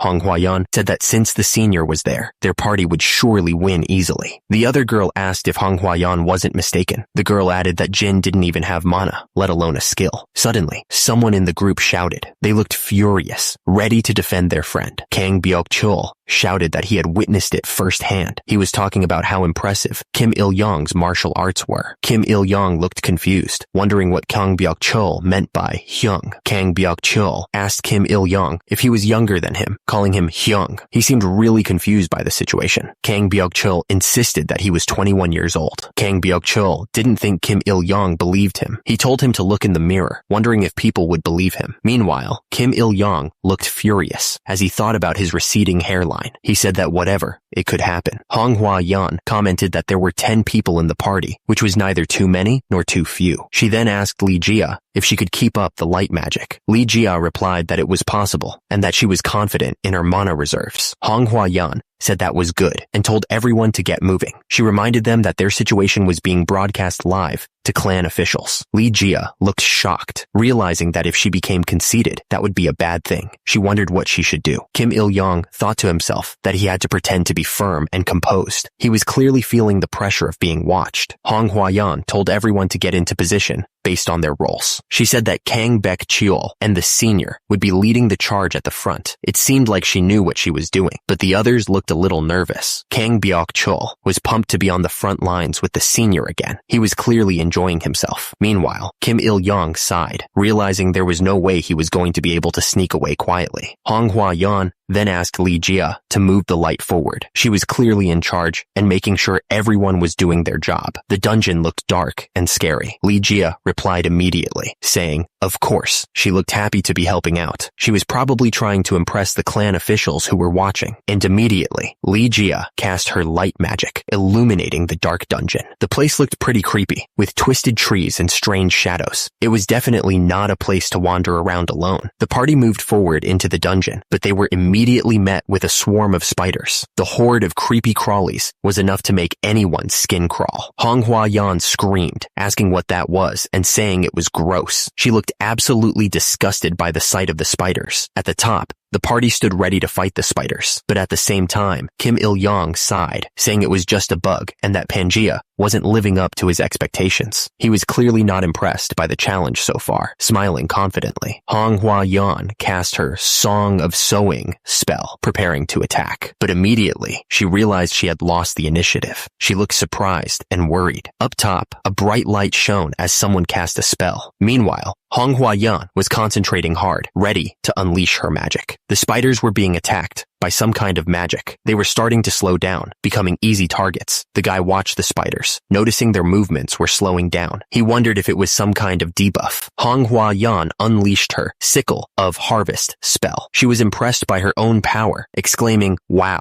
As the spiders were being destroyed, a system window popped up. It said that a request had been generated. The guy smiled, saying that the request was coming. He looked excited about it. A system window popped up, showing the quest details for Pest Extermination is also a hero's duty. It was a very easy quest, and the reward was 175 EXP and a slight increase in the proficiency of the triple divine sword technique. Because of that, the guy smiled, thinking he couldn't lose at all. He started to condense his energy, getting ready to fight the rest of the monsters. The energy around him started to glow. He swung his sword fast, using the rapid one-strike sword technique. The swing was so fast, it created a gust of wind. The guy attacked the spiders, striking twice every second. The spiders didn't stand a chance against the speed of his attacks. He continued his assault on the remaining spiders. He thought to himself that it was time to hunt the giant bug, since there were only 11 left. Kim Il-yong's sword crackled with energy as he prepared to strike. He was really feeling the battle. He even shouted out, saying this is how a battle feels. He was super hyped. Hong Huayan didn't waste any time. She yelled out, "Sickle of Harvest," and unleashed her attack. Hong Huayan's attack sliced through the spiders with overwhelming power. The spiders didn't even see it coming. They were instantly wiped out. Kim Il-yong was caught off guard by her sudden attack. He thought they were gonna fight together. Meanwhile, Hong Huayan was smiling, like she knew exactly what she was doing. Kim Il-yong looked annoyed. He asked why she kept saying things like that. He thought it was so burdensome, but Hong Huayan just kept smiling at him. Hong Huayan stared in disbelief. She wondered how that guy could compete with her on equal terms. With 0 mana, how could he even fight? And what the hell were those movements? The protagonist slashed through the enemies with incredible speed. He was panting, but then he got a notification. Quest completed. He leveled up, and his proficiency in the triple divine sword technique had increased. The guy smirked, asking why they were just watching. Didn't they want to become more appealing to the clan officials? He added that it would be a petty revenge. He then asked if they weren't going to level up. Hong Huayan looked annoyed, saying that he didn't even leave them with a single monster. The other man next to her looked just as upset. Meanwhile, the guy who spoke before was smirking, clearly enjoying their frustration. Suddenly, a bunch of monsters appeared, ready to attack. They looked fierce and hungry. The group of adventurers stood ready, facing whatever challenge the dungeon threw at them next. The guy in front spoke up, announcing that he would concede a little this time. He seemed to be trying to sound confident, but there was a hint of nervousness in his voice. At the same time, a horde of goblins charged forward, their eyes filled with hunger. They were ready to tear anyone apart. Meanwhile, someone watched from below with a creepy smile. He seemed to be enjoying the chaos. Suddenly, one of the girls screamed for help, clearly terrified by the sudden attack. Her hands were shaking as she tried to defend herself. She was clearly not prepared for this. The goblins swarmed around, their sharp claws and teeth bared. They were a terrifying sight to behold. Meanwhile, another girl wondered if it was goblins this time. She sounded relieved, like she could handle this. The girl smiled, a glint of excitement in her eyes. She declared that it was something she could fight against. She seemed eager to prove herself. Hong Huayan was not about to let anyone steal her spotlight. She wouldn't lose to those other two, she thought. She was determined to show her strength. The attacker laughed like a maniac as he went after the goblins. He challenged them to bring it on, ready for a fight. A notification popped up, announcing that a request had been generated. The guy looked surprised, wondering if more requests would keep showing up like this. The man thought that the Dungeon of Proof was really awesome. He smiled, clearly enjoying the challenge. The man changed his mind and decided to join in on this one too. He looked eager to test his skills. Kim Il-yong stared ahead, a determined look on his face. He was ready for anything that came his way, not backing down from this challenge. Kim Il-yong was surrounded by goblins, but he didn't seem worried at all. He swung his blade, ready to take them all down. Hong Huayan looked shocked, thinking,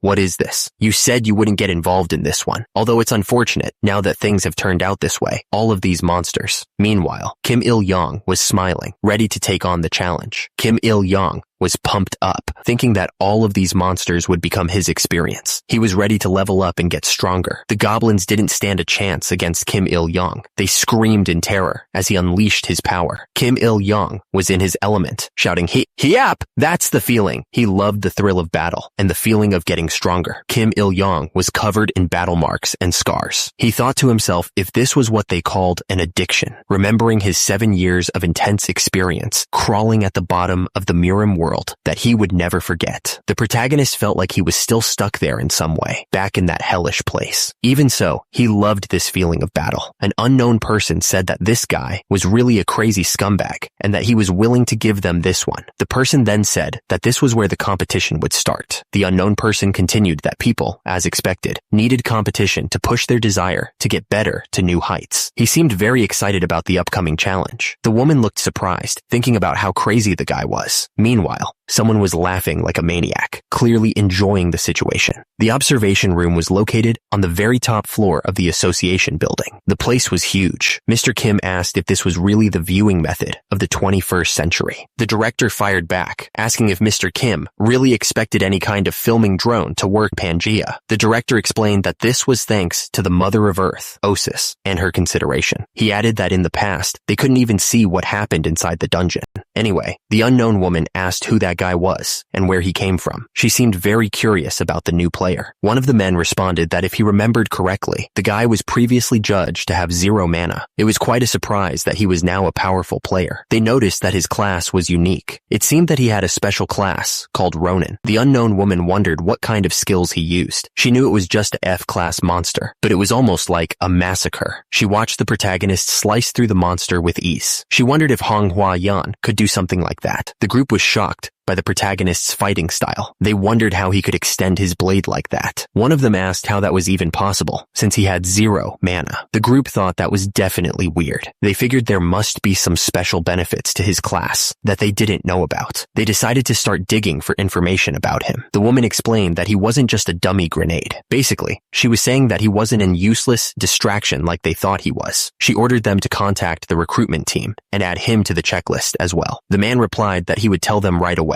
The woman thought that was to be expected of a unique class. Even if the person was worthless, he was still a warrior. She realized that if this continued, she'd need a lot of military funds. Below, the liquid swirled in a circle. Back in the dungeon, our hero continued to fight the monsters. He moved with incredible speed, cutting through their ranks with ease. The protagonist's sword sliced through one of the monsters. The blade cut through its flesh, leaving a trail of dark battle marks. The monster gurgled as it died. Battle marks poured from the wound as it collapsed to the ground, defeated. The protagonist stood with his party, looking over the monsters they had just defeated. They had clearly won the fight, and the area was littered with the remains of their enemies. The woman with the red bow was furious. She asked if the protagonist was retaliating because she had previously ignored him. As an immediate result, the protagonist apologized to her. The protagonist said he saw battle marks, and his vision became blurry. He then claimed he was seeing a devil. The woman and the other man looked at him, unsure of what to think.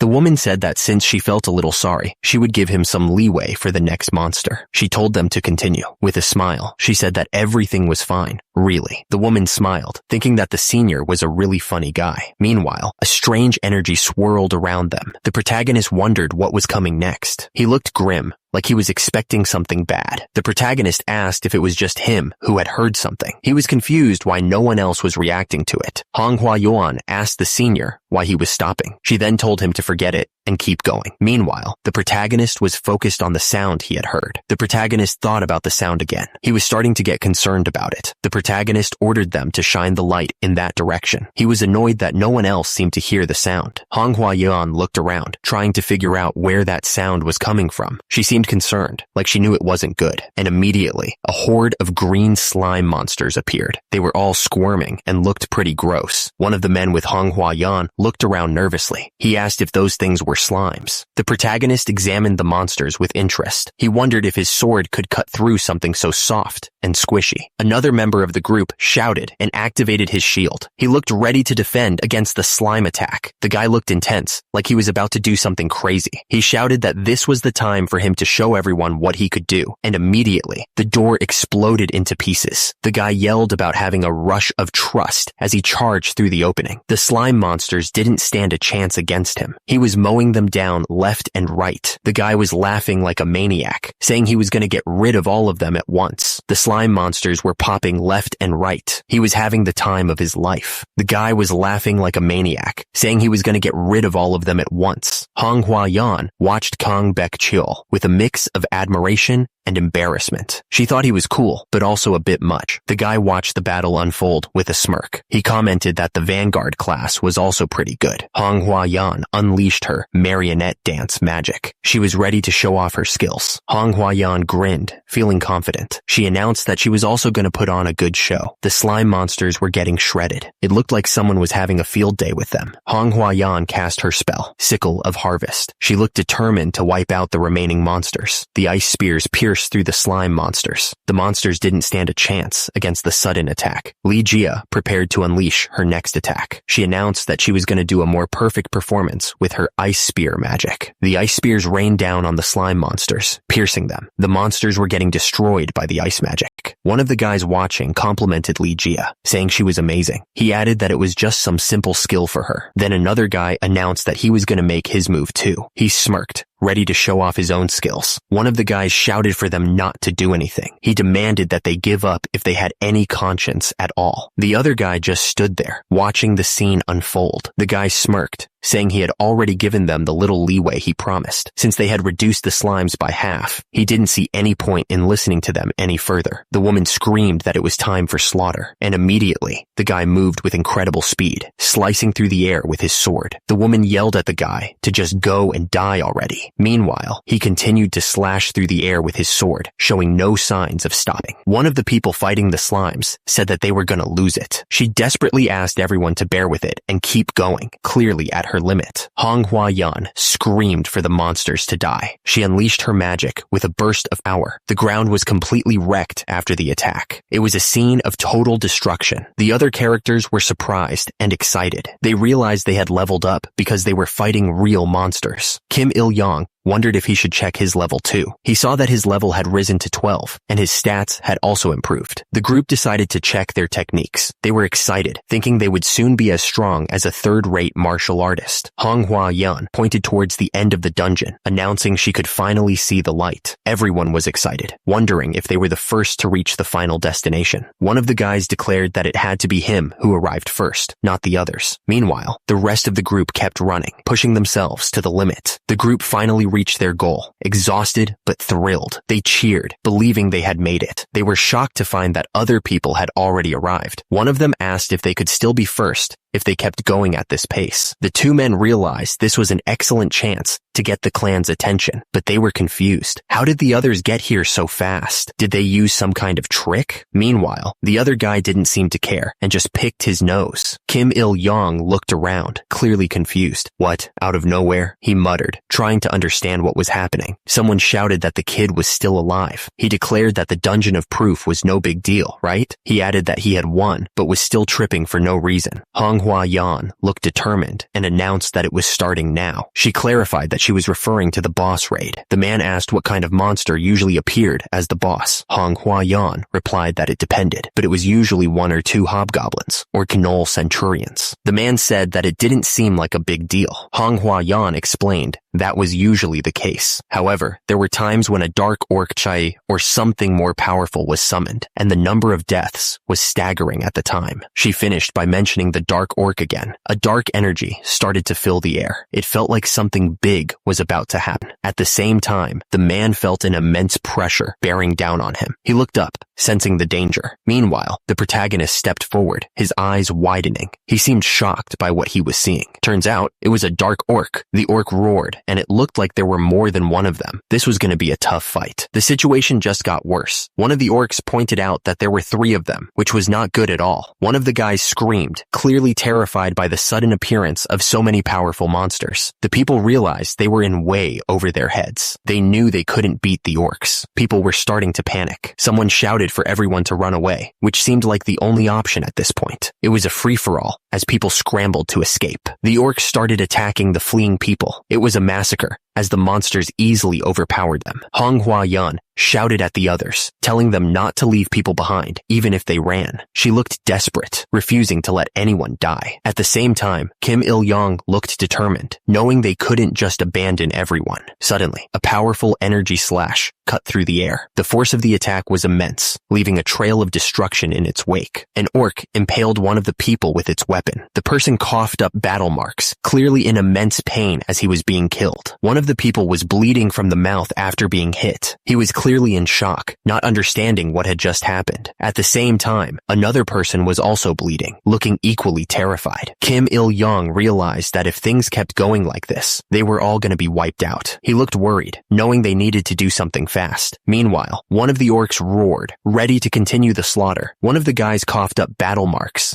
still reeling from the last attack. He looked like he was about to pass out from the pain. Another one of the people screamed, completely terrified. He didn't know what to do, and he was clearly panicking. The energy slash flew through the air, a sign of the chaos happening around them. And because of that, Kim Il-young realized that expecting these rookies to work together against the boss was pretty much impossible. An orc continued its savage attacks, not giving anyone a chance to breathe. Kim Il-young thought to himself that this was a desperate situation. The orc swung its weapon, ready to crush anyone in its path. Kim Il-young knew this was also dangerous, and he was finding it hard to deal with alone. The orc was attacking, showing no mercy, and right after that, the orc taunted that he was glad there was still someone who could hold out. Hong Hua-yan screamed that it was dangerous, and that Mr. Kong Baek-cheol needed to move back fast. She then shouted the name of her skill, Sickle of Harvest. Hong Hua-yan attacked the orc with her Sickle of Harvest skill. The attack looked powerful, but the orc seemed unfazed. The orc smirked, clearly confident in its strength. It looked like it was enjoying the fight. Hong Hua-yan screamed, looking desperate. She then shouted the name of another skill, Marionette Dance. The orc roared, showing his power, while Hong Hua-yan looked up, realizing she was in trouble. She was gritting her teeth, admitting that he was too strong. Hong Hua-yan was determined to keep fighting. She was gathering her energy to cast another spell, hoping it would work this time. Hong Hua-yan shouted the name of her skill, Song of Sowing, as she unleashed a new attack. At the same time, the orc was ready to counter, not intimidated at all. The staff glowed with intense magical energy. It was clear that Hong Hua-yan was putting everything she had into this attack. Hong Hua-yan was hit by a powerful blast, sending her flying back. She groaned in pain, realizing her attack had failed. Kim Il-young shouted at Hong Hua-yan not to come back, because she would die at that rate. And immediately, a request was generated, called "You are the savior." It said that to rescue a beauty in danger was the mark of a hero, and the reward was 235 EXP, and a big boost to the triple divine sword technique, plus the hymn of the hero for 5 minutes. Kim Il-young was fighting the orcs. He didn't expect a request like this to appear. He didn't expect that he would need to put his life on the line just to fight a boss. Kim Il-young was worried, wondering if he felt scared. He had the triple divine sword and could use the hymn of the hero for 5 minutes. The orc was about to strike Hong Hua-yan with a massive weapon. Kim Il-young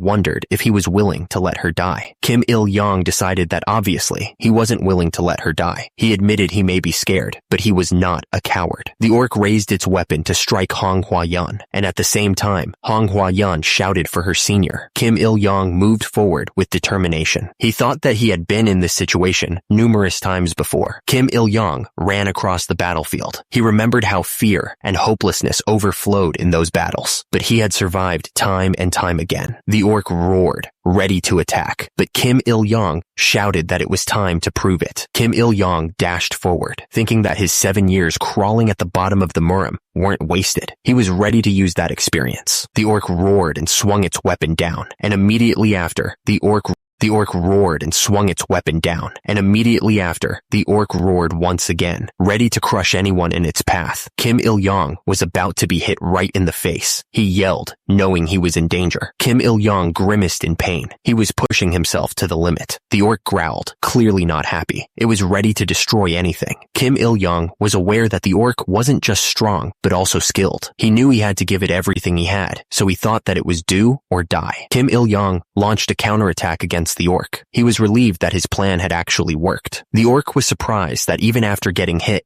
Kim Il-young could still fight back. The orc admitted that the guy had great endurance. Kim Il-young faced the orcs head on, not intimidated at all. He thought to himself that the orc's end was certain, because in a life or death situation, the most cool-headed one always wins. Kim Il-young moved with incredible speed. He wasn't going to give the orcs any chance to recover. The young master's hand moved like lightning. He was ready to end this fight. The orc was suddenly struck by a dark energy attack. Kim Il-young asked him how it felt to experience the thrill he had been so excited for, implying that the orc was getting a taste of his own medicine. The orc roared, seeing a chance to strike back. He swung his sword down at Kim Il-young with all his might, but at the same time, Kim Il-young just smiled, confident in what was about to happen. Kim Il-young raised his sword and blocked the orc's attack with ease. The force of the impact echoed through the dungeon, but the young master didn't even flinch. Kim Il-young asked if the orc could withstand what was coming. He declared that of course the orc couldn't, and with that, he unleashed the 6 Harmonies fist on the orc. The force of the punch was devastating, sending the orc flying backwards. The orc crashed into the wall, leaving a huge crater in the stone. The orc tried to block, but it was too late. Kim Il-young's Azure Dragon Claw attack landed with full force, and the orc screamed in pain. Manhwa Yuan watched the fight with excitement. She was really impressed, and thought to herself that the young master was amazing. The orc was hit again, and yelled out in pain. He was clearly struggling to keep up with the young master's attacks. The orc tried to regain his balance, stepping forward to try and get back in the fight. He was desperate to turn the tide of the battle. Kim Il-young watched the orc struggle and grinned. He asked the orc how it felt to be cornered by a mere human being, clearly enjoying the moment. The orc roared, its red eyes glowing with rage. It was clearly not happy about being cornered. The orc was starting to sweat, feeling a heavy pressure coming from Kim Il-young. He couldn't believe how much power the young master was holding back. The orc roared again, trying to intimidate Kim Il-young, but the young master just laughed, joking about how the orc was acting like a character from Dragon Ball. The orc didn't waste any time and swung its sword down at Kim Il-young. The attack was fast and brutal. Kim Il-young countered with a powerful energy attack, hitting the orc head on. The force of the blow sent the orc flying backwards. The orc swung its sword with everything it had, but it was starting to panic. He couldn't believe the young master had suddenly become so much stronger. The orc thought to himself, he got stronger all of a sudden. What kind of thing is this? The orc was hit hard, stumbling back from the force of the blow. He realized he couldn't keep up with Kim Il-young's speed. He thought, I can't keep up. I'm at a disadvantage. Seeing their leader struggling, the other orcs charged forward to help. They were desperate to turn the tide of the battle, but they were clearly outmatched. The orc leader looked absolutely furious. He screamed out, Duranka! Kim Il-young was barely scratched, looking calm and confident. He knew he had the upper hand now. The orc realized, oh no, he has the advantage now. Kim Il-young blocked the orc's sword with ease. The force of the impact still shook his arms, but he didn't even flinch. Kim Il-young screamed as he prepared to unleash his full power. He was ready to end this fight right here and now. Another orc charged in, yelling that he was going to help his leader. He looked determined, but he was probably just going to get in the way. Kim Il-young smirked, seeing the orc charging in. He realized that the orc was still alive. He was ready to take on both of them. Kim Il-young felt a rush of power flowing through him. He was confident that he could take down both orcs without any trouble. The orcs kept swinging their weapons with savage force, but from below, Manhwa Yan yelled that she was there to help her senior. She was ready to fight alongside him. Kang Beok-cheol smirked, knowing that Manhwa Yan was strong. He knew they could take on these monsters together. Manhwa Yan unleashed her magic, calling it the marionette dance. Her power surged forward, ready to strike the enemy. The orc was getting overwhelmed by the combined attacks of Kang Beok-cheol and Manhwa Yan. Because of their teamwork, an opening was created. Kang Beok-cheol saw the opening and prepared to strike. He knew it was enough of a gap to cut off the orc's breath and end the fight. The orc swung his sword down with all his might, yelling that they were gonna die right there. Kim Il-young and Manhwa Yan were surrounded, but they fought together. It was a tough battle, but they were determined to win. Suddenly, a bunch of system messages popped up. Turns out, Kim Il-young leveled up and even got the 10-star triple divine sword technique. The battle was finally over, and Kim Il-young was breathing heavily. He was exhausted, but he had made it through. The rest of the group cheered, happy that they had won. They raised their hands in victory, relieved that the fight was over. Kang Beok-cheol was shocked. What was this? Heroic anthem activated. His attack power, stats, and inner power increased by 250% for 5 minutes. An unexpected buff was given. Kang Beok-cheol could feel his battle marks boiling. He felt an inner strength flowing through his veins. He wondered what he should call this feeling. Kang Beok-cheol Byuk-chul didn't think he could lose it all. Was this the hero's sensation? He looked up, ready to fight. The orcs roared and charged. Their attack was wild and savage. They were determined to take them down. Kang Byuk-chul knew there was no way out anyway. They couldn't get out of the dungeon without defeating the boss. He steeled himself, ready to face whatever came next. The people screamed as they tried to escape. The orcs' roar echoed through the dungeon, and they were terrified. Kang Byuk-chul steeled his resolve. It was an inevitable fight, a fight for life. His heart was racing like crazy. He knew he had to give it one last shot, even if the price was death. Kang Byuk-chul shouted, telling them to bring it on. He challenged the knuckleheads to see how well they could dance with blades. He was ready to fight. The orcs roared back at him. They looked absolutely furious and ready to tear him apart. Kang Byuk-chul smirked, ready to unleash his technique. He muttered that he was going to use the triple divine sword technique. Blades of light shot out in every direction. The orcs roared in pain as the swords pierced them. Kang Byuk-chul's attack landed with a loud smack. He thought to himself that he would hit with the 5 elements and then retreat automatically. Kang Byuk-chul continued his assault with the 5 elements. The orc could barely defend himself against the barrage of attacks. Suddenly, Kang Byuk-chul was sent flying backwards. He lost his balance and crashed to the ground. Kang Byuk-chul was getting swarmed by the 2 Class D monsters. They were attacking him from both sides, forcing him to defend desperately. The orcs didn't give him any room to breathe.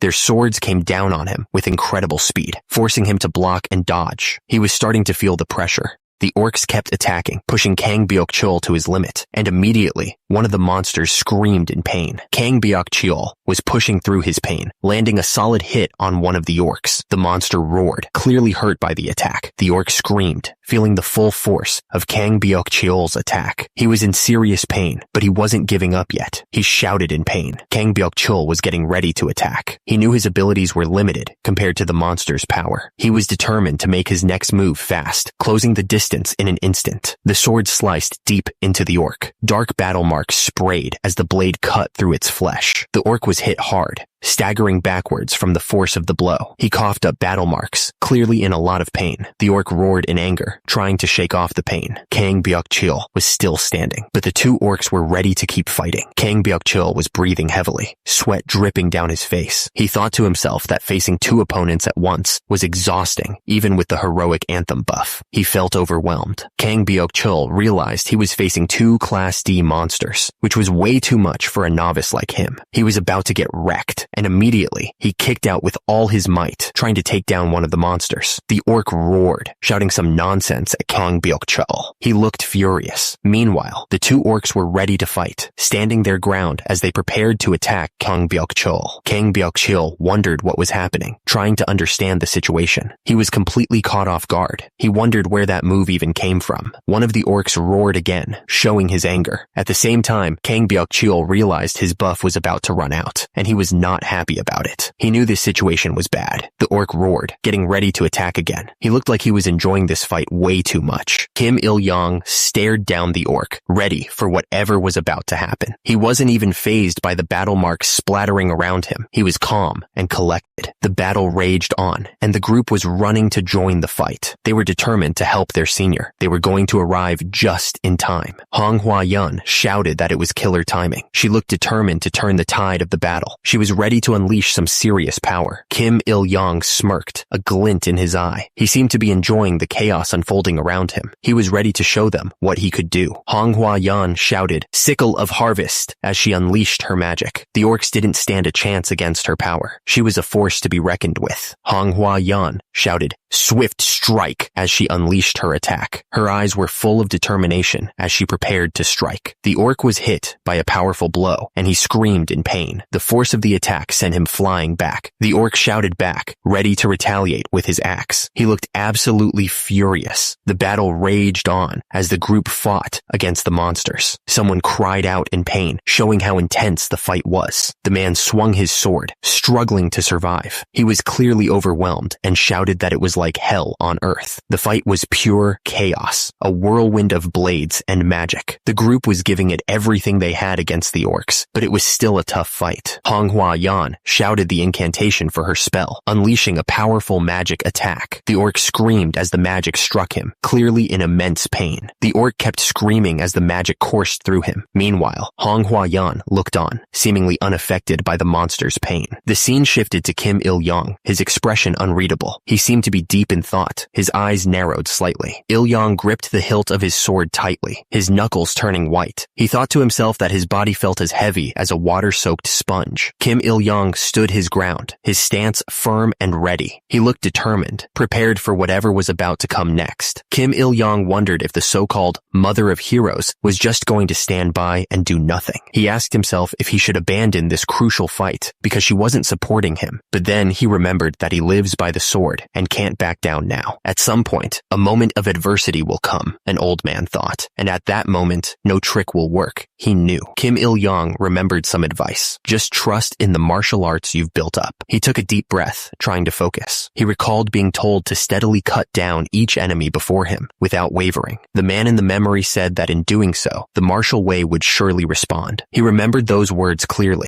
Kim Il-yong looked determined. He was going to believe in himself. He steeled his resolve, ready to face whatever came next. The group was swarming the monster, each of them trying to get a hit in. They looked determined, ready to take down this beast, no matter what it took. The monster was taking damage, but it was still standing strong. Kim Il-yong charged forward, screaming that they would die. He was determined to defeat the strong, no matter what it took. His eyes burned with a fierce intensity. A leg connected with a head, the force of the impact sending the head flying. It was all about surpassing your limits and becoming more than yourself, he thought. The attackers stood over their fallen opponent, ready to deliver the final blow. They were going to go forward, feeding on the battle marks of their enemies, because it was the right thing to do. Kim Il-yong's face was covered in battle marks, but his eyes were still burning with determination. This was the way of the warrior, and he wouldn't back down. Kim Il-yong shouted that he was using the 5 elements step. He looked determined, ready to unleash his full power on the enemy. The orc looked shocked, its eyes wide with disbelief. It had no idea what was coming, and it was too late to prepare. Kim Il-yong unleashed a devastating attack, the energy exploding outwards. The force of the blow was enough to shake the entire area. Kim Il-yong's face was set with determination, sweat dripping down his forehead. He was pushing himself to the limit, but he wouldn't stop until the job was done. At the same time, Manhwa and someone else were cheering him on. They shouted for him to go for it, saying that this chance wouldn't come again. Kim Il-yong was ready to finish this fight, shouting to the orc to drop dead. He was putting everything he had into this final strike, his face full of anger. The orc could only stare as the attack came closer, its eye wide with fear. It knew it was about to get hit hard. Kim Il-yong didn't hold back, screaming as he struck the orc. The sound of the impact echoed through the dungeon. Kim Il-yong kept up the pressure, telling the orc to stand its ground. The orc was sent flying backwards from the force of his blows. The orc lay defeated on the ground, unable to move. Kim Il-yong had finally beaten the strong, just like he always did back in the Murim world. The strike landed with brutal force, splattering battle marks everywhere. The red energy around his fist showed just how much power he was putting into it, and immediately, a system message popped up. He had leveled up. He got the title Dual Class Warrior and unlocked a new skill. Kim Il-yong couldn't help but grin, finally achieving something big. He remembered the dream he couldn't even reach in the world of martial arts. He let out a triumphant shout, finally feeling like he was getting somewhere. At the same time, Manhwa commented that Kim Il-yong was born to fight. He had wiped out the orcs in one fell swoop. Another woman looked on in shock at the dark orcs' defeat. One of the other adventurers looked at the destruction with worry. He was clearly nervous about what had just happened. Manhwa looked at Kim Il-yong, admitting that she had been mistaken about him. She seemed surprised by his power. The guy went on to say that if his brother's blade was like a chilling ice storm, then the senior's blade was like an erupting volcano. He was clearly impressed by the power he had just witnessed, and immediately, someone in the crowd was freaking out, wondering what they had just seen. He couldn't believe that a rookie adventurer who had only awakened a week ago could have such strength. He was completely baffled. One of them asked who exactly that young person was. The other one replied that his name was Kim Il-yong, the rookie adventurer with an unusual talent for defeating F-rank monsters. But the first guy dismissed that, saying defeating F-rank monsters wasn't that big of a deal. The guy asked if, since he had been keeping an eye on them, he had a plan to recruit them. The other guy said that last time, he had been told to go all out to recruit Manhwa Yan, but he hadn't had a chance to contact that young man yet. He then asked if he hadn't even approached him, but then said there was a positive side to this. The man wondered who this new person was. The guy below was furious, yelling about how no other clans had contacted him, so at least the playing field was level. He then asked if that was supposed to be a good thing, since he was supposed to be scouting. He was getting paid a fortune, but he was just talking about waiting. What a waste. The man ordered them to quickly gather more information about them and find some recruits. He knew there was something special about them when they slaughtered the ground beetles and orcs. But then, he thought about the dark orc. Executive Director Lee Hani thought that the competition would intensify after the graduation ceremony. The other person replied that it would be more like a war zone. Their value would likely skyrocket beyond Manhwa Yan's. The guy asked if they were really more valuable than Manhwa Yan. The woman said absolutely. Manhwa Yan couldn't take down 3 dark orcs either, so she wanted them to bring them in, even if they had to dismantle the Ilsung Group's foundation. She added that they were just adventurers chasing wealth. If they presented an irresistible offer, they would eventually join them. The woman thought they wouldn't suffer a loss. As her grandfather always said, the foundation of this business was talent. Super rookies like them didn't yet know their true value, the potential and growth they possessed. The man let out an of relief, saying he was really worried about how things would turn out earlier. They managed to avoid a major setback. Even experienced adventurers couldn't have helped in that situation, and it could have been a massive disaster. He added that if an entire group had been wiped out without making progress, things would have been much worse. Meanwhile, the man continued, if an entire group had been wiped out without making progress, the man continued, South Korea's Pangea industry competitiveness would have suffered significantly. He thought he should suggest to the government to increase the armor rental rating this time, but then he wondered if they wouldn't reject it due to budget issues, like last time. The woman wondered who knew. If they mentioned this incident, they might just downplay it, saying that it wasn't a big problem after all. She sighed, frustrated by the cursed bureaucracy. The government always seemed to be reactive rather than proactive. The man was so frustrated right now. He knew it was understandable that there wasn't a guild that wouldn't take in a rookie adventurer who defeated 3 D-ranked monsters consecutively. It was every man for himself. He added that they would also like him to join, but someone like him probably wouldn't be accepted into the association. The man sighed, saying it was obvious adventurers these days lacked the adventurous spirit and were driven by money and power. He seemed pretty bummed about it. The energy orb pulsed with a strange light. It was hard to tell what it meant, but it definitely felt important. Suddenly, a group of rookie adventurers arrived. They announced their presence with confidence, and right after, another group appeared, looking much rougher. A man started chanting, asking for healing. He was clearly trying to help someone. Down below, the group of adventurers seemed to be receiving some kind of blessing. Someone wondered why the group looked so worn out. They seemed clueless about what had happened in the dungeon. And at the bottom, a man with dark hair realized that someone almost died and was miraculously saved. The man with dark hair asked if the rookie adventurer's shoulder was okay. He seemed genuinely concerned. Meanwhile, someone was getting healed with a potion. The healer gave another bottle to the injured adventurer. He said he had to leave to help others who were hurt worse. He was clearly very busy. The adventurer looked at the potion in his hand, thinking about the world around him. He thought Pangea was full of wondrous things, and experiencing it was truly amazing. With this kind of healing power, it might just be a matter of time before doctors become jobless. But the taste, well, that was another story. The potion really tasted awful. The person in front of Kim Il-young pointed out that he wasn't a rookie anymore, now that he had passed the trial dungeon. They asked him who he was. The woman smiled and introduced herself as Kim Mi-young, the director of the Adventurers Association. She said that Kim Il-young had become quite the sensation as an adventurer. Kim Il-young looked serious as a drop of sweat rolled down his face. He was probably thinking about what Kim Mi-young, the director of the Adventurers Association, had just said to him. Kim Il-young sat in the stadium, letting out a He looked like he was trying to catch his breath after something intense. He thought to himself that he must have been out of his mind, jumping into danger like that. What on earth was he thinking? It was all because of this so-called hero's aura or something, he thought. Heroes? Yeah, right. The young man wondered if being a hero was just a job where you help others with nothing to gain.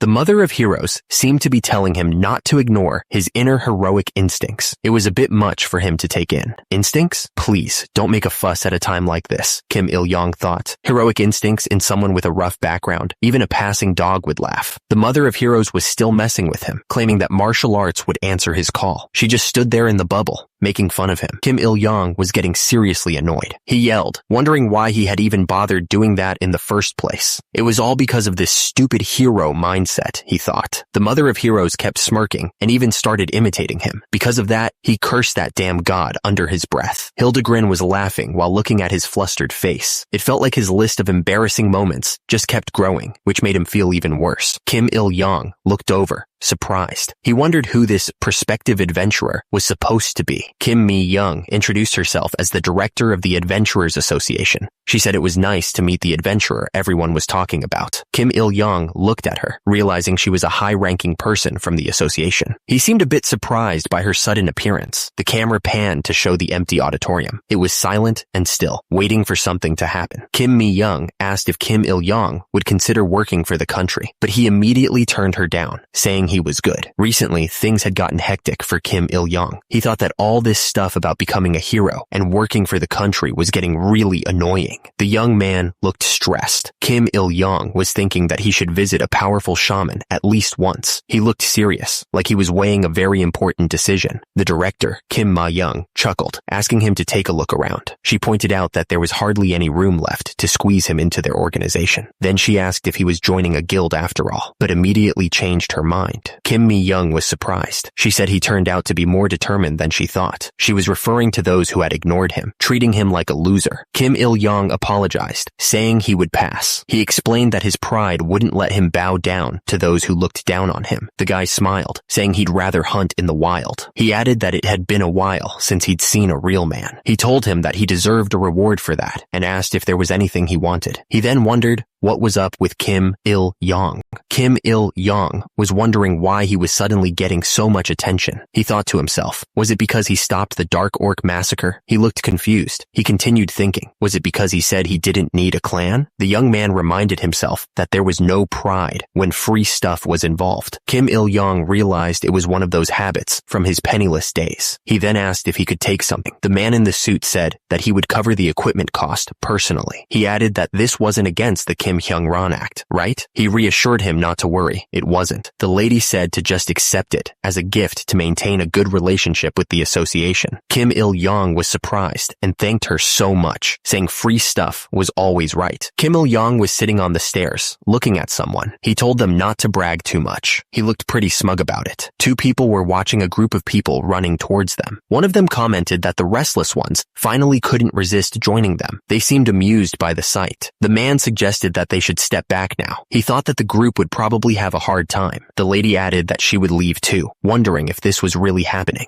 A huge group of people was running towards something with incredible speed. The ground was shaking from the force of their steps. It looked like a stampede. Kim Il-young was suddenly surrounded by a bunch of people. He told them to come on out and asked why they were standing in such an awkward place. He looked annoyed. Kim Il-young glanced back at the crowd behind him and wondered if they were all talking about him. He was getting a weird feeling about this whole situation. The crowd surged forward, all trying to get his attention. They were shouting for him to join their clan, promising him a brilliant future as an adventurer. Kim Il-young found himself completely surrounded by the eager crowd. He realized this was what everyone had been talking about, and honestly, it was kind of a pain. Suddenly, a system alert popped up, telling him that a hero doesn't ride on others' coattails, and to reject them all. He scoffed, realizing that Hildegren's true intentions were now clear. The crowd's gazes intensified, and they looked like they were ready to devour him whole. It was clear that they wanted him badly. Kim Il-young thought about how those who had ignored him before were now making a big deal out of him. He hadn't forgotten how they had treated him in the waiting room, not one bit. He said that he was a person who holds firm to grudges and resolves them. The crowd was pushing him around, and he shouted at them to stop. He wondered who had so much strength that they could push through like that. A woman introduced herself as Li Hani, executive of the Ilshung clan, and offered a handshake. She seemed confident and eager to recruit him. Kim Il-young just sat there silently, leaning back against the stairs. He didn't seem too impressed by the offer. Li Hani asked if he was going to leave her hanging like that. She warned that if he was already shocked, he should wait until he saw what she had in store for him. The crowd of people were shouting at Kim Il-young, saying that their clan didn't request such evil deeds. They offered him a huge contract fee, saying that they didn't realize his true value until now, begging him to stop. Kim Il-yong put his hands up, looking annoyed. He said that if everyone talked at once, he wouldn't be able to understand them. He asked what was going on now. Kim Il-yong told them that he couldn't talk to everyone. He would only discuss things with the clans he had prior contact with. He wondered who had approached him first and which clan it was exactly. Kim Il-yong thought to himself that there probably wouldn't be any. He wondered when they would stop treating him like an invisible person just because he was Mana Zero. The young man figured they probably thought they could manage without Mana, since he couldn't use skills as an adventurer. Kim Il-yong opened his arms in disbelief. He sighed, saying that everyone seemed to lack an eye for talent. He was clearly disappointed that no one had approached him before. Kim Il-yong said that he had no choice but to leave if no one was interested in him. He remembered how they had ignored him as if he was nothing of value, and now they wanted to recruit him. The young man was not impressed by their sudden change of heart. Kim Il-yong continued, saying that they only wanted him now because he seemed valuable. He added that they had spat him out when they thought he was bitter, and now they wanted to pick him up again. The fighter found the situation laughable. The crowd started coughing, realizing there was dust everywhere. They wondered where he had gone, shocked that he had just left like that. The people were completely bewildered by his sudden departure. The crowd watched him walk away, murmuring in shock. They couldn't believe that he didn't need a party to go on this adventure. The people were left speechless by his confidence. Kim Il-yong was walking down the hallway, realizing that he wasn't at the gate yet. He figured he had some time before he arrived at his destination. The young man decided to check his status window. Kim Il-yong looked at his status window. It showed that he was level 14 and a second-class martial artist. He was finally getting somewhere. The young man felt a surge of excitement. He realized that leveling up was the answer. The number of martial arts skills he could register had increased since he reached the second-rate level. Kim Il-yong smirked, knowing he was on the right track. He needed to discard the useless color arts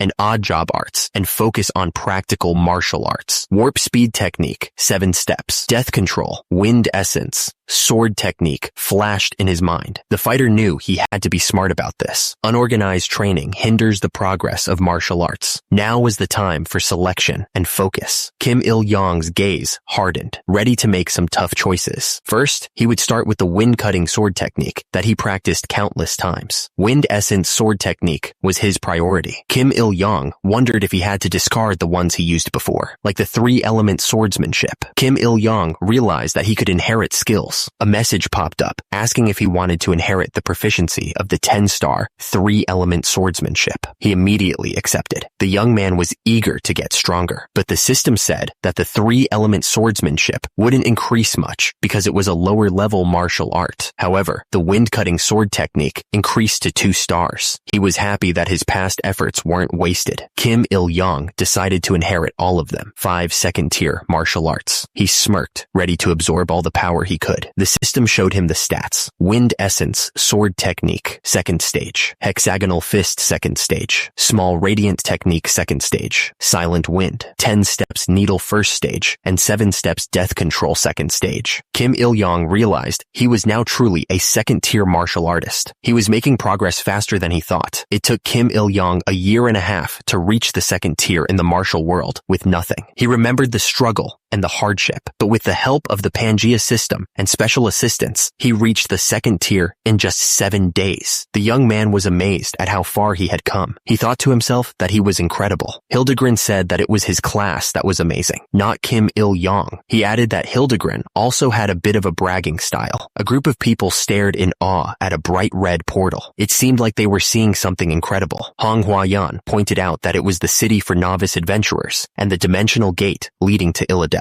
She then asked Kim Il-yong when he had gotten there, to which he replied that he had just arrived. Hong Huayan looked at Kim Il-yong suspiciously and asked what he was staring at. She seemed a little annoyed by his gaze. Kim Il-yong asked if she was staring at the face of the hero who saved her. He then told everyone to look at this girl, saying that she casually spouts such bold words. He looked amused by her reaction. Hong Huayan asked what he meant by that, saying that he had appeared like a hero in the nick of time, defeated the Dark Orc, and saved her. She then clearly cleared her throat, looking a little embarrassed. Manhwa added that she still couldn't believe his swordsmanship skills against the Dark Orc. She then asked Kim Il-young what on earth had happened during those 7 years. Looking curious, Kim Il-young thought about how he had returned after experiencing the filthiest depths of another world. He then said that a hero's life was like wading through sticky mud. Looking grim, he continued, saying that the word hero was far from describing him. Kim Il-young stated that he was a swordsman, driven by money and profit, and that's what a hero really was. Manhwa asked if he didn't want to talk about it. She then said that she understood, as it was quite embarrassing to brag about one's own good deeds. The woman asked if he was pretending to be aloof, like a tsundere. Manhwa insisted that he would appear out of nowhere to save someone in danger like her, no matter where he was. But Kim Il-young denied it, saying that was a serious misunderstanding. Manhwa changed the subject, asking if he was okay since she had heard he had been rejecting all the clan recruitment offers. She looked at him with concern. Kim Il-young scoffed, saying that he was fine and didn't need a clan's protection. He seemed confident in his own abilities. Kim Il-young thought about how quickly people's attitudes changed, saying they weren't even bats. He added that his teeth still grinded when he thought about the disregard he had received so far, looking angry. Kim Il-young stated that his motto was to let gratitude flow like a river and to carve resentment in stone. Manhwa then asked again if he wasn't interested in joining their Hong family, looking hopeful. Kim Il-young stated that he wasn't interested in a small elite atmosphere with almost no profit sharing. He raised his hand, showing that he was firm in his decision. Manhwa grabbed his arm, begging him not to be like that. She looked at him with pleading eyes, hoping he would change his mind. Manhwa went on, explaining that they don't collect profits, don't mess with others, and all he needed to do was show up. She called it a barrage of temptation, trying to make it sound appealing. Manhwa said that she was getting dizzy, still trying to persuade him. She looked at the young man with a hopeful smile, but he didn't seem to be budging. Kim Il-young sighed, saying that he still wasn't interested. He explained that he didn't like having someone above him, making it clear that his decision was final.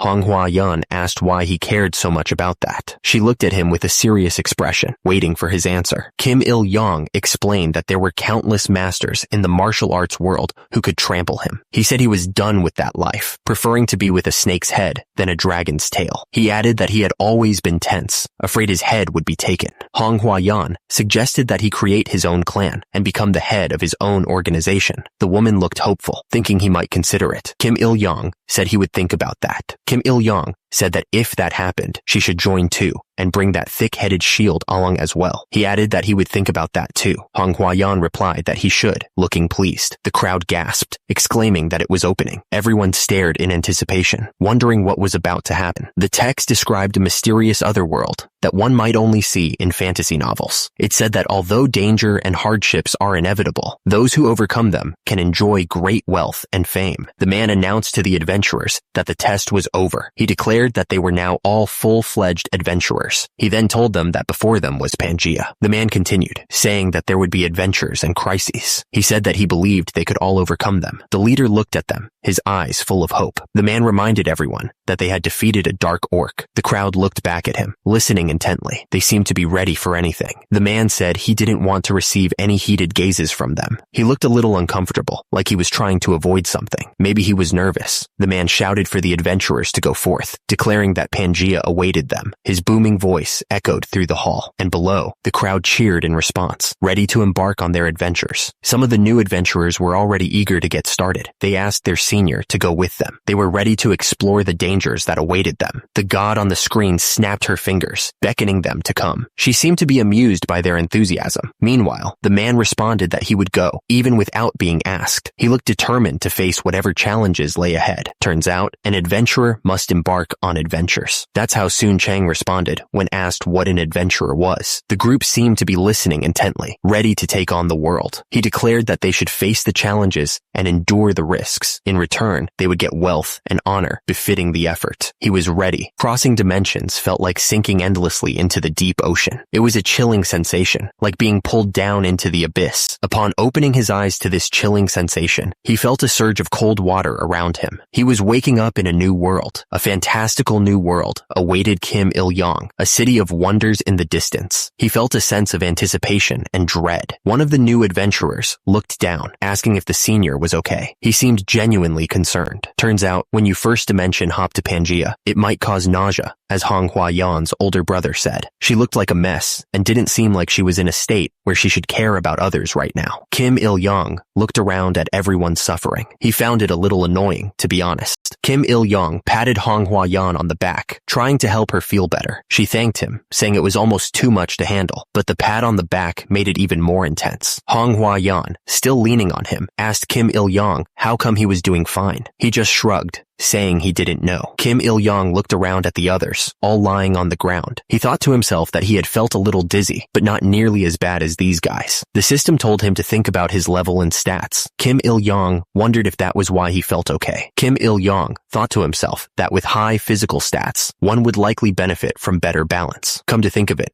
Honghua Yan's physical stats weren't great. Even if they leveled up, their stats mainly increased in what they used, so it was inevitable for mage-type characters. Kim Il-young continued thinking that maybe they should have picked a better class from the start. But no, with their current class, they probably picked well. A man cleared his throat. He welcomed the new adventurers to the City of Prosperity, Illidel. The man continued, stating that although it was an honor to witness Earthlings' meal choices every time, they should please get a grip, as they were quite busy. Another man stepped forward, asking who they might be. The man stepped forward, bowing slightly. He apologized for the late introduction, stating that he was the loyal head butler to their lord. He then introduced himself as Yahello Waterman. Yahello Waterman extended an invitation from his lord, asking the adventurers, who had struggled to reach Pangea, to attend a welcoming party. He asked if they would grace them with their presence, which made some of the adventurers wonder if they were talking about a medieval lord. Kim Il-young thought to himself about the invitation. He wondered if the party was only for new adventurers at levels 1 and 2 and not for high-level ones. Was it just to butter them up in case they grew into powerful adventurers? Kim Il-young considered the idea of a party with Pangea's nobles. He thought it was a good thing he became an adventurer, wondering if there would be pretty noble ladies there. He also observed that this place was a true fantasy world where an irrational class society thrived. Kim Il-young knew that for adventurers, level mattered more than social status, so it seemed to apply more loosely to them. Since it had come to this, he figured he might as well experience a noble social party.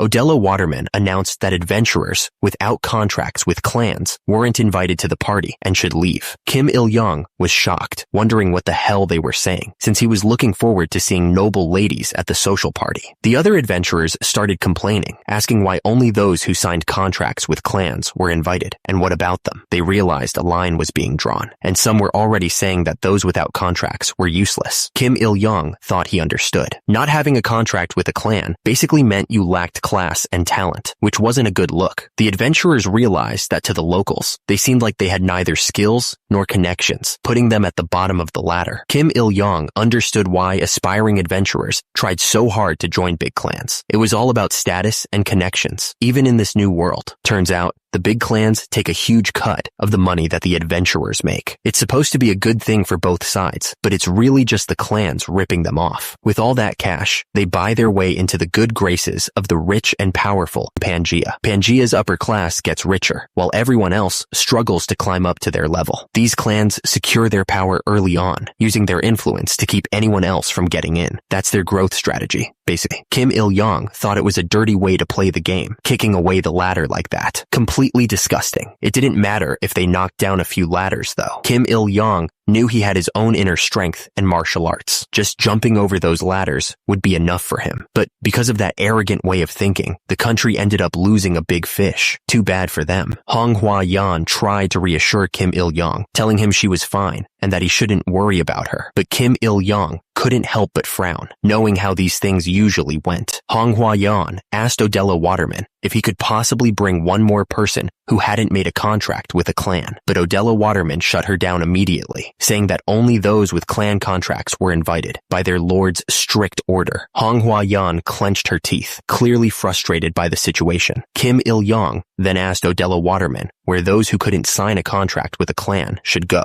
Yahello Waterman just shrugged, saying those who couldn't sign would figure something out, and recommended trying to find the Adventurers Guild. Oh, is that so? Kim Il-young thought, unimpressed by the callous response. Pangea Mia's first impression on Kim Il-young was that humans always rank and discriminate against each other, no matter where they went. Hong Hua-yan offered to go with Kim Il-young to the Adventurers Guild, but he told her to just see her at school. He didn't want her to get dragged down with him. Kim Il-young was used to this kind of treatment because of his days as a ronin. Instead of feeling wronged, he figured he just needed to level up a bit faster and pay them back in kind. He'd show them what a real ronin could do. The adventurers who weren't invited to the party were cursing their luck and going their own ways. One of them muttered that they should try to be productive, but admitted it was pretty sad. He called the city for beginner adventurers a joke. One man stared off into the distance, looking like he felt sorry for himself. He thought to himself that he was just an unlucky old man. The city stretched out under the sunset, full of buildings and people. It was a huge place, and it was easy to get lost. Kim Il-young wondered where the heck the Adventurers Guild was located, but turns out, communication wasn't a problem thanks to the bracelet he had, and just like that, he found the Adventurers Guild without much trouble. Above the door was a message: "May the glory of the Earth Deity be with the adventurers." The Adventurers Guild was packed. One of the guys there was pissed. He complained that there were way too many people at the guild today, and then he realized it was because the newbies were arriving. Another adventurer chimed in, saying that a dark orc had appeared as the boss for the Dungeon of Proof, and that there were actually 3 of them. He sighed, saying that this batch of newbies was screwed, especially with the monster wave coming soon. Over at another table, someone else said that he had just come from the plaza, and the new adventurers seemed to be full of energy.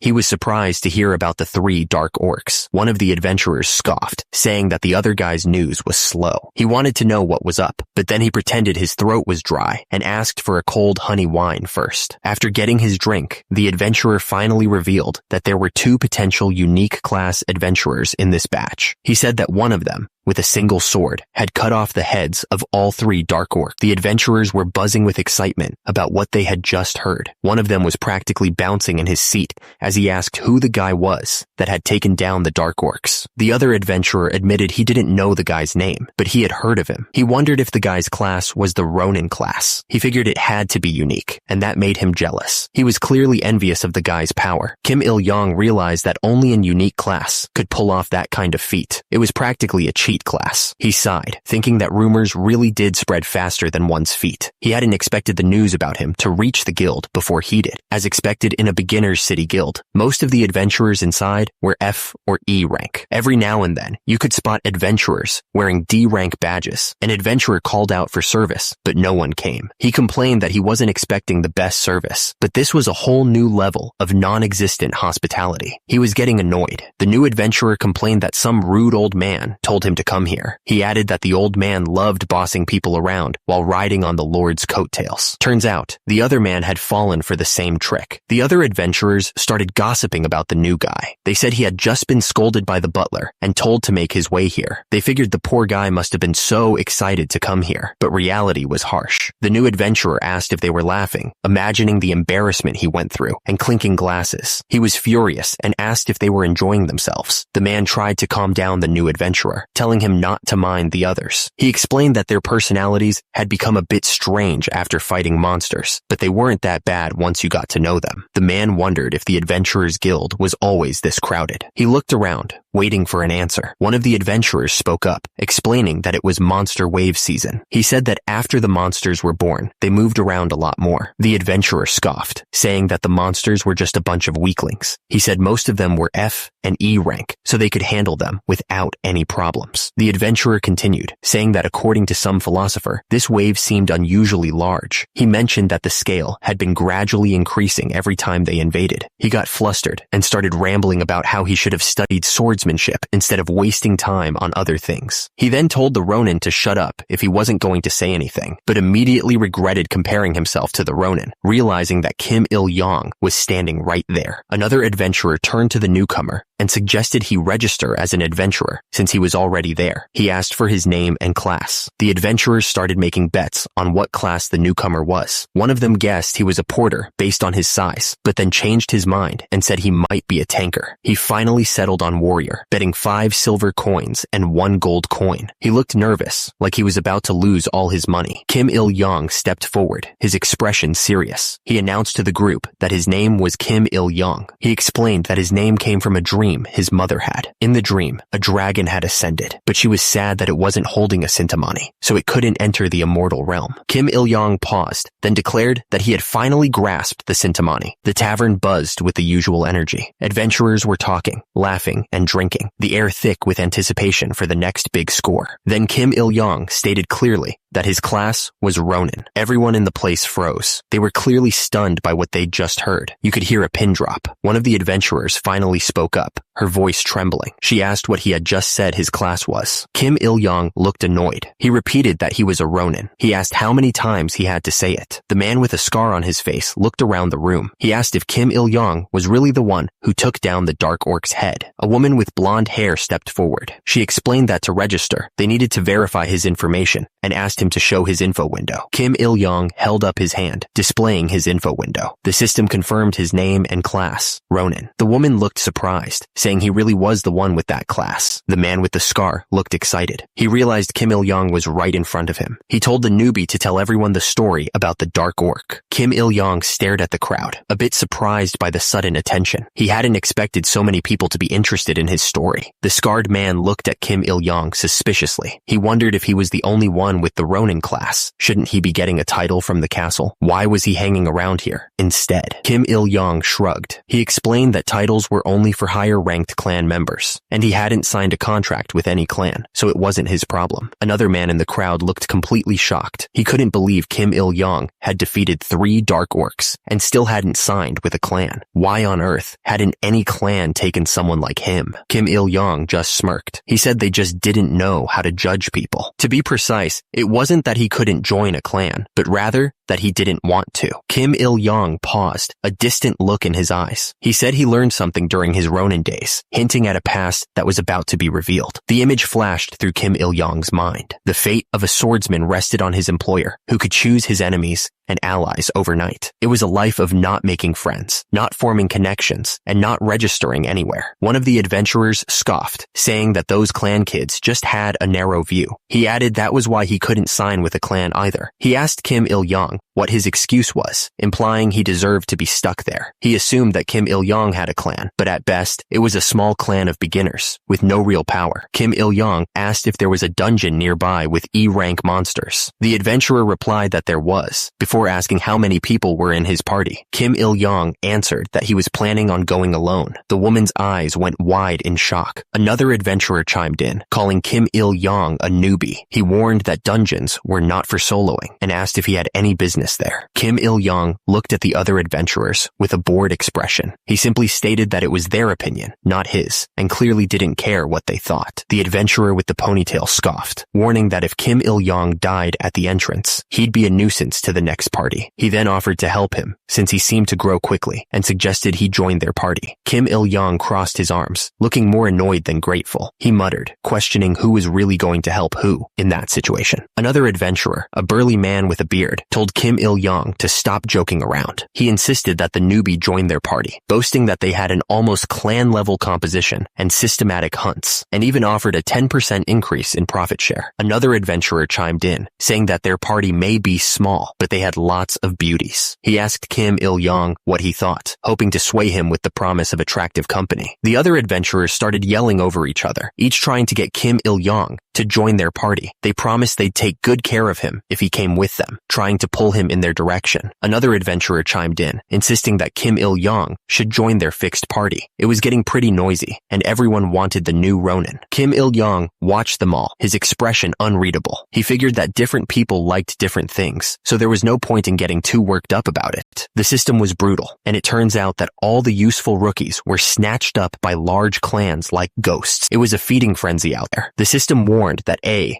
B, and C rank adventurers were highly sought after. It was a constant battle to find and secure new talent before someone else did. So, these adventurers just gather together with their weird classes and half-heartedly try to farm dungeons. Turns out, they're all E rank, which isn't saying much. But today, for some reason, a talented stray dog is wandering the alleys. Basically, Kim Il-young is out there, and he's a whole different breed. With no clan to call his own, it seems like Kim Il-young is fair game for anyone who wants him. Kim Il-young scoffed, thinking they actually believed that he, who was kicked out by a large clan, would actually join their little fixed parties. Kim Il-young wondered if there was an E-rank dungeon nearby that could handle about 6 people. Turns out, there was one near the Rocky Mountain, full of monsters and all. The doubter asked if Kim Il-young was sure he could handle it alone. He looked genuinely worried, like he knew something Kim didn't. The doubter replied, asking if there was a rule against entering a dungeon alone. He then added that it was just a matter of whether he could make it out alive or not. Kim Il-young replied that there was no problem. He seemed completely unfazed by the doubter's concerns. Kim Il-young added that he could handle the work of 6 people on his own. He looked absolutely confident, like he knew exactly what he was talking about. The doubter replied, saying that there was no problem with that, but it was dangerous. He looked really frustrated, like he couldn't get through to Kim Il-young. The adventurer tried to stop Kim Il-young, telling him to listen to the receptionist and not be so arrogant. He insisted that Kim join their party instead. Kim Il-young didn't even listen to the guy. He cut him off and asked where the Rocky Mountain dungeon was. He just wanted directions. The adventurer asked if he was really sure about this. Kim Il-young gave a thumbs up, looking completely confident. Kim Il-young said he'd be back before it got dark. He acted like it was no big deal at all. Far from the town, the Rocky Mountains loomed in the darkness. The air was cold and still, and the only sound was the wind whistling through the rocks. Kim Il-young walked alone through the dark landscape. The Rocky Mountains loomed ahead, lit only by the faint glow of the moon. Turns out, while the noble lords and chosen adventurers were having their extravagant parties, others were grinding it out. Kim Il-young stared straight ahead, his expression hard. He was completely focused on what he needed to do. Kim Il-young was thinking that he would be leveling up at lightning speed. He was going to leave everyone else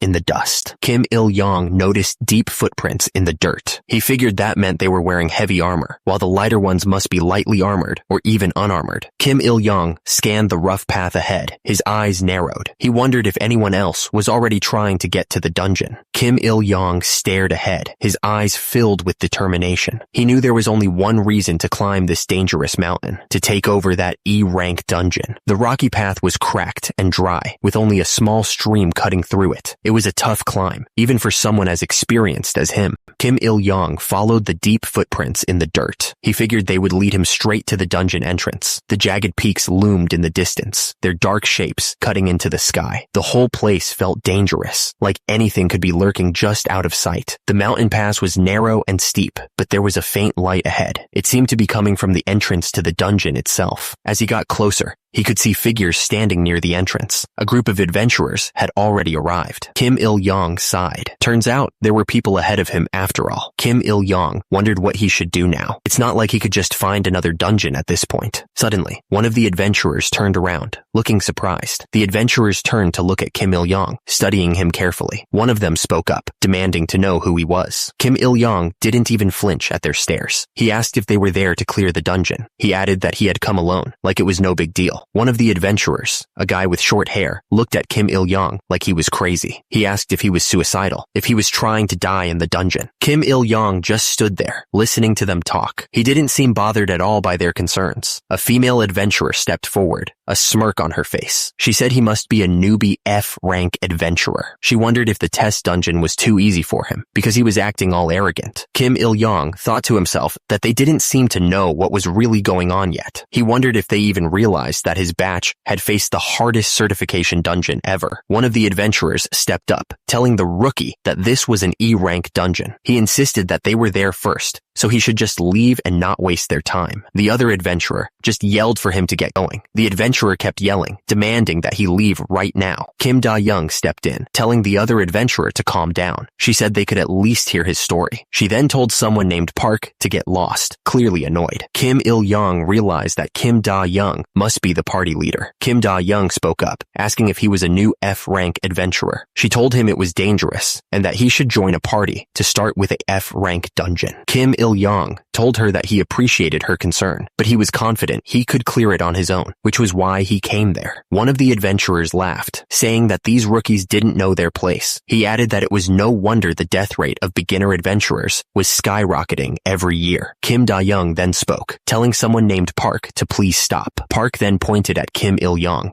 singling him out. He looked serious, like he was about to say something important. Park spoke, observing that Kim Il-yong seemed to have no intention of backing down. The air grew thick with tension. The adventurers all stared up at Kim Il-yong, waiting for him to react. He seemed unfazed by their threats, his expression unreadable. Kim Il-yong stared at them, asking if they were planning to chase him away by force. He didn't seem scared at all, but he was definitely ready for a fight. He narrowed his eyes, focusing on the group in front of him. The air grew heavy with anticipation, as if something big was about to happen. Suddenly, the new adventurer gripped the hilt of his sword. His knuckles turned white, showing how tense he was. Park spoke up, saying that since Kim Il-yong had already come up there was no other choice. He looked serious, like he was making a final offer. The adventurers all started begging Kim Il-yong to join their dungeon party. They were seriously desperate, especially their leader. One of the adventurers scoffed, wondering why they were even dealing with a nobody like Kim Il-yong. He figured they were just asking for trouble and would probably get what they deserved. The new adventurer stared at the group, but he didn't say anything. He just asked what they were going to do next, waiting for someone to make a decision. He thought about just leaving, wondering if it was even worth the trouble. Maybe he should just go down the mountain and find a different group. But then he considered another option, just knock everyone out and go into the dungeon by himself. The thought crossed his mind, and he seemed ready to act on it. Suddenly, the system flashed a notification, telling Kim Il-yong that he shouldn't be a lonely loser. It was a quest to make allies, promising a reward of 175 XP and a secret elixir if he could get 30 party members. Kim Da-young's eyes widened as he considered the system's offer. He stared intensely, trying to make a decision about whether to accept the quest or not. He steeled his gaze, a new determination washing over him. He wasn't going to be a loser. He was going to get those allies and that sweet EXP. The system seemed to whisper promises of untold power. The reward for this quest? A secret elixir, and not just one, but two of them. He held the potion in his hands, examining the dark liquid. The system identified it as a low-grade potion from the Amifa clan, claiming it could enhance inner power. The system's description of the potion triggered a dark memory. It was the same kind of potion that led to his throat getting cut in the Murim world. He remembered the moment clearly, standing back to back with a bald comrade, facing down a group of assassins. The tension was heavy, the air thick with the smell of blood and sweat. He had fought so hard for that potion, risked everything to obtain it, but ultimately, it was a treasured item he couldn't even taste as he lay dying in the dirt. Kim Il-yong thought about the quest to gather allies. Hildegrin's hero-centric attitude could be annoying, but he had to admit the guy had a point. Kim Il-yong stared ahead, thinking hard. If the quest provided potions like the one he knew, maybe he'd reconsider joining the group. The woman behind him just smiled, waiting for his answer. The system then displayed the potential rewards. Martial arts items were included, which got his attention. There was armor, ginseng, and even more potions. The system was basically asking if he could get rewards like dragon scale armor or 1,000-year underwater ginseng. The possibilities were insane. The other man was waiting for an answer, looking impatient. Kim Il-yong paused for a second, then said he'd accept the quest. The man's eyes widened, clearly surprised by the quick change of heart. He just stared blankly. A voice called out, suggesting that they should all enter together. Kim Il-yong posed for a second, then thought to himself that they must want him to take the elixir. The entrance to the dungeon loomed ahead, swirling with strange purple energy. It looked pretty dangerous. The group of adventurers marched forward, ready to enter the dungeon. They looked like they were ready for anything. Suddenly, one of the women held her hand over her nose, looking disgusted. She asked what that smell was. The disgusted adventurer held her hand over her nose, trying to block the stench. She gagged and complained about the smell of waste, pointing out that the monsters had smeared feces all over the walls. That's just nasty. Another adventurer looked around, trying to ignore the smell. He observed that the dungeon was actually pretty spacious, much larger than it appeared from the outside. The observing woman narrowed her eyes, clearly annoyed. The whole situation seemed to be getting on her nerves. The greedy adventurer started complaining immediately. He whined that they now had to divide the loot among 7 people, which meant less for everyone else. The annoyed adventurer joined in, complaining about having to bring a beginner along. He grumbled that it was so annoying. anything. Kim Il-young tried to calm the other adventurer, telling her not to pay attention to what those people were saying. He insisted that he wasn't bothered by their complaints. Kim Il-young leaned in slightly, as if sharing a secret with the other adventurer. He whispered that it was a secret.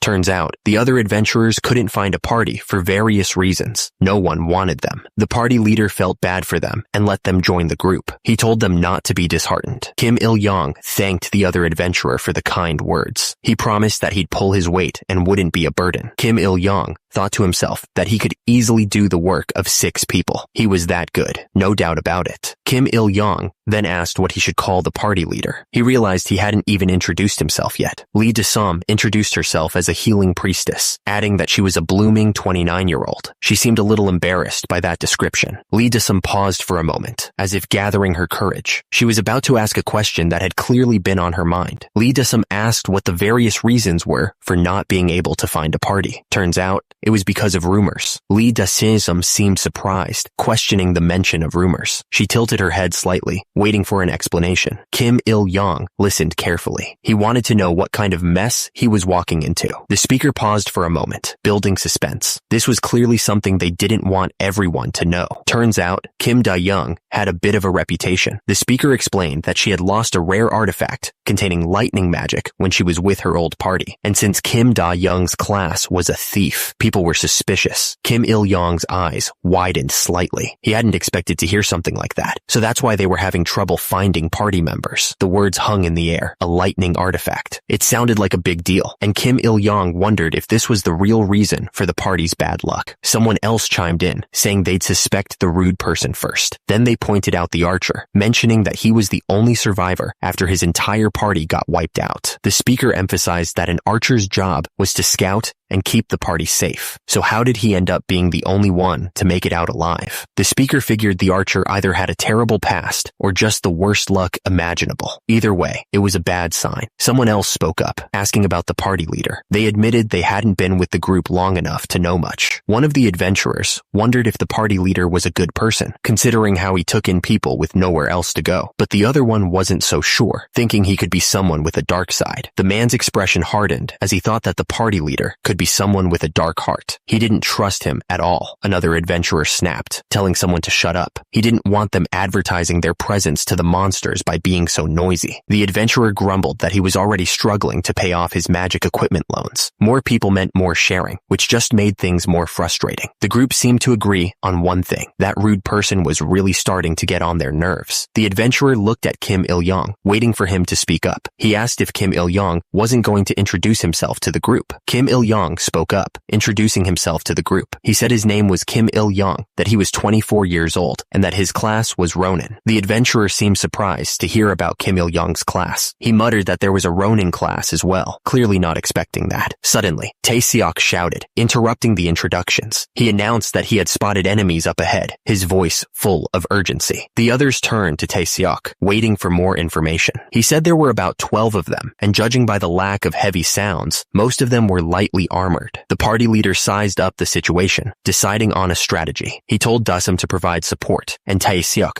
to suppress the enemy with his bow. He then told Seok-do to grab his greatsword and stay by his side. The leader then turned to Kim Il-young, asking him to protect Dasum and the porters. He added sarcastically that Kim Il-young would be playing the role of a shield. Ahead, a pack of wolf-like monsters emerged from the shadows. They were heavily armed and armored, ready for a fight. Tae-seok drew back his bow, aiming at the monsters. He shouted that they had to strike first to win. The arrow shot forward like a bolt of lightning, piercing through the air. It flew straight toward the monsters, ready to tear through their ranks. The party leader looked down at the fallen monster, holding his sword high. He declared that one was down for now, but there were still more to deal with. The monster lay still on the ground, defeated, but all around it, more of the wolf-like beasts were ready to tear them apart. Suddenly, one of the monsters roared, its fangs bared. The sound echoed through the dungeon, a promise of violence. With a deafening roar, the monsters charged forward, their eyes filled with bloodlust. They were ready to rip apart anyone who stood in their way. Arrows rained down on the monsters, but many bounced harmlessly off their shields. The archer's attack wasn't doing enough to stop the horde. The pack of monsters surged forward, their heavy footsteps shaking the ground. They were like a furry wall of muscle and steel, shields raised and teeth bared, ready to crush anything in their path. The monsters roared, the sound echoing through the dungeon. It was a deafening challenge, a promise of pain and death to anyone who dared stand against them. The party leader screamed, bracing himself behind his shield. He knew what was coming, and the thought of it terrified him. The party leader swung his sword, hoping to break through the monster's defenses. He put all his strength into the blow, desperate to make a difference. The two adventurers ran for their lives, their faces pale with terror. They knew they were outmatched, and their only hope was to escape the horde. That adventurer screamed that he was done for. Everything was about to end for him, right there. Kim Il-yong swung his sword with everything he had. He didn't even hesitate, hoping to cut through the monsters. The monsters swarmed him, their claws and teeth ready to tear him apart. It was a hopeless situation, but he didn't back down. Suddenly, a ball of pure energy slammed into one of the monsters. It exploded on impact, sending the beast flying backwards. The rest of the monsters kept coming, their eyes fixed on their prey. They were a relentless horde, impossible to stop. The leader stood tall, his expression confident as he looked at his followers. He announced that 2 were already down, a sign of their quick victory. The strike landed hard, and the enemy yelled in pain. He cursed at the attacker, calling him a little scumbag. The enemy's face was twisted with fury, sweat dripping down his forehead. He gripped his axe tightly, ready to swing.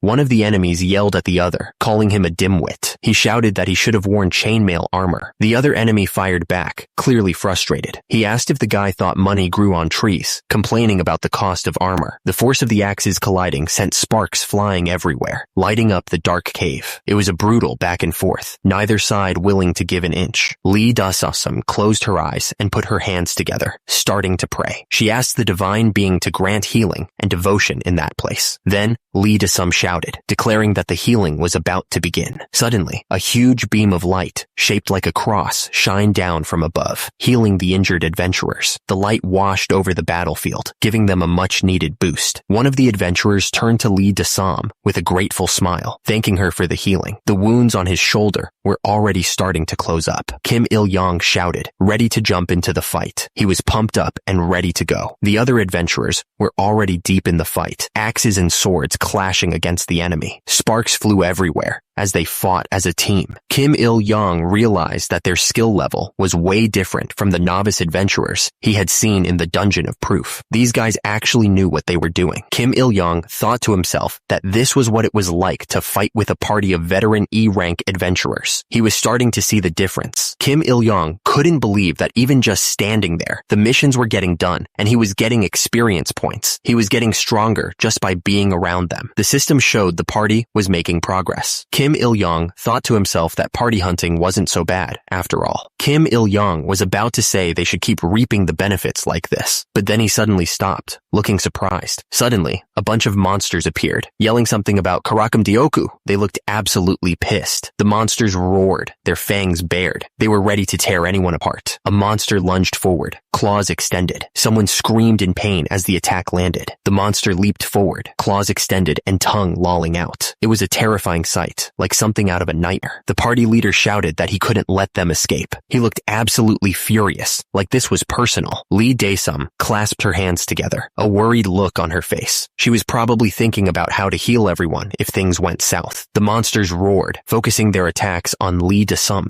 who was busy trying to cast healing spells. They knew she was the key to keeping everyone alive. Kim Il-yong's eyes narrowed with determination. He wasn't going to let those monsters hurt his new party, not if he could help it. Kim Il-yong said that it was a brilliant decision. He seemed to be sizing up the situation, ready to act. Kim Il-yong added that it would be a good plan if he wasn't there. He looked absolutely confident. The wolf-like monsters snarled, their eyes glowing with a hunger for blood. They were closing in, their growls echoing through the cave. Da-sum froze, clearly terrified by the monsters. Kim Il-yong told her to run away, his voice full of urgency. Kim Il-yong held his sword ready, his gaze fixed on the monsters. He figured that since ancient times, it's been said that a mad dog needs a beating. Kim Il-yong's eyes narrowed, his body tensing up. He thought it was time for a quick smack, his sword poised to strike. Kim Il-yong unleashed a flurry of strikes, his movements a blur of speed and power. It was 18 windless strikes, each blow carrying the force of a small explosion. Kim Il-yong stared coldly, a smirk playing on his lips. He figured that if a dog bites a person, it's only natural. Kim Il-yong unleashed the wind-cutting sword technique, his movements becoming even faster. It was the first form, swift strike. The The essence of a swift strike, he knew, was a rapid, single strike, infused with the spirit of exhilaration. Kim Il-yong moved like lightning, aiming for the monster's weak spot. The monsters roared, their claws slashing through the air. The sound of their attack echoed through the cave, a terrifying symphony of violence. Kim Il-yong knew that to achieve this lightning-fast speed, the sword had to be blunt and straightforward. As a result, it was easy to break after swinging it a few times. The space around them crackled with purple energy. The air itself seemed to vibrate with barely controlled strength. Kim Il-yong knew that if a warrior's sword moves are easy to read, it's basically a death sentence. The monsters were getting used to his attacks. One of the monsters lunged forward, claws extended. The attack was meant to tear him apart. The monsters roared, their fangs bared. They were ready to rip him to shreds. Kim Il-yong looked completely caught off guard. What the hell was going on? The monster snarled, ready to tear Kim Il-yong apart. But Kim Il-yong wasn't scared at all. He warned the monster that it had made a huge mistake, and the only one going to hell was the monster itself. Kim Il-yong didn't waste any time. He threw a punch with all his strength, connecting right with the monster's face. The sound of the impact echoed through the cave. He didn't stop there. Kim Il-yong kept hitting the monster, each strike filled with explosive power. The monster was getting absolutely destroyed. The other adventurers watched in disbelief. One of them muttered that this kid was beating a monster with his bare hands.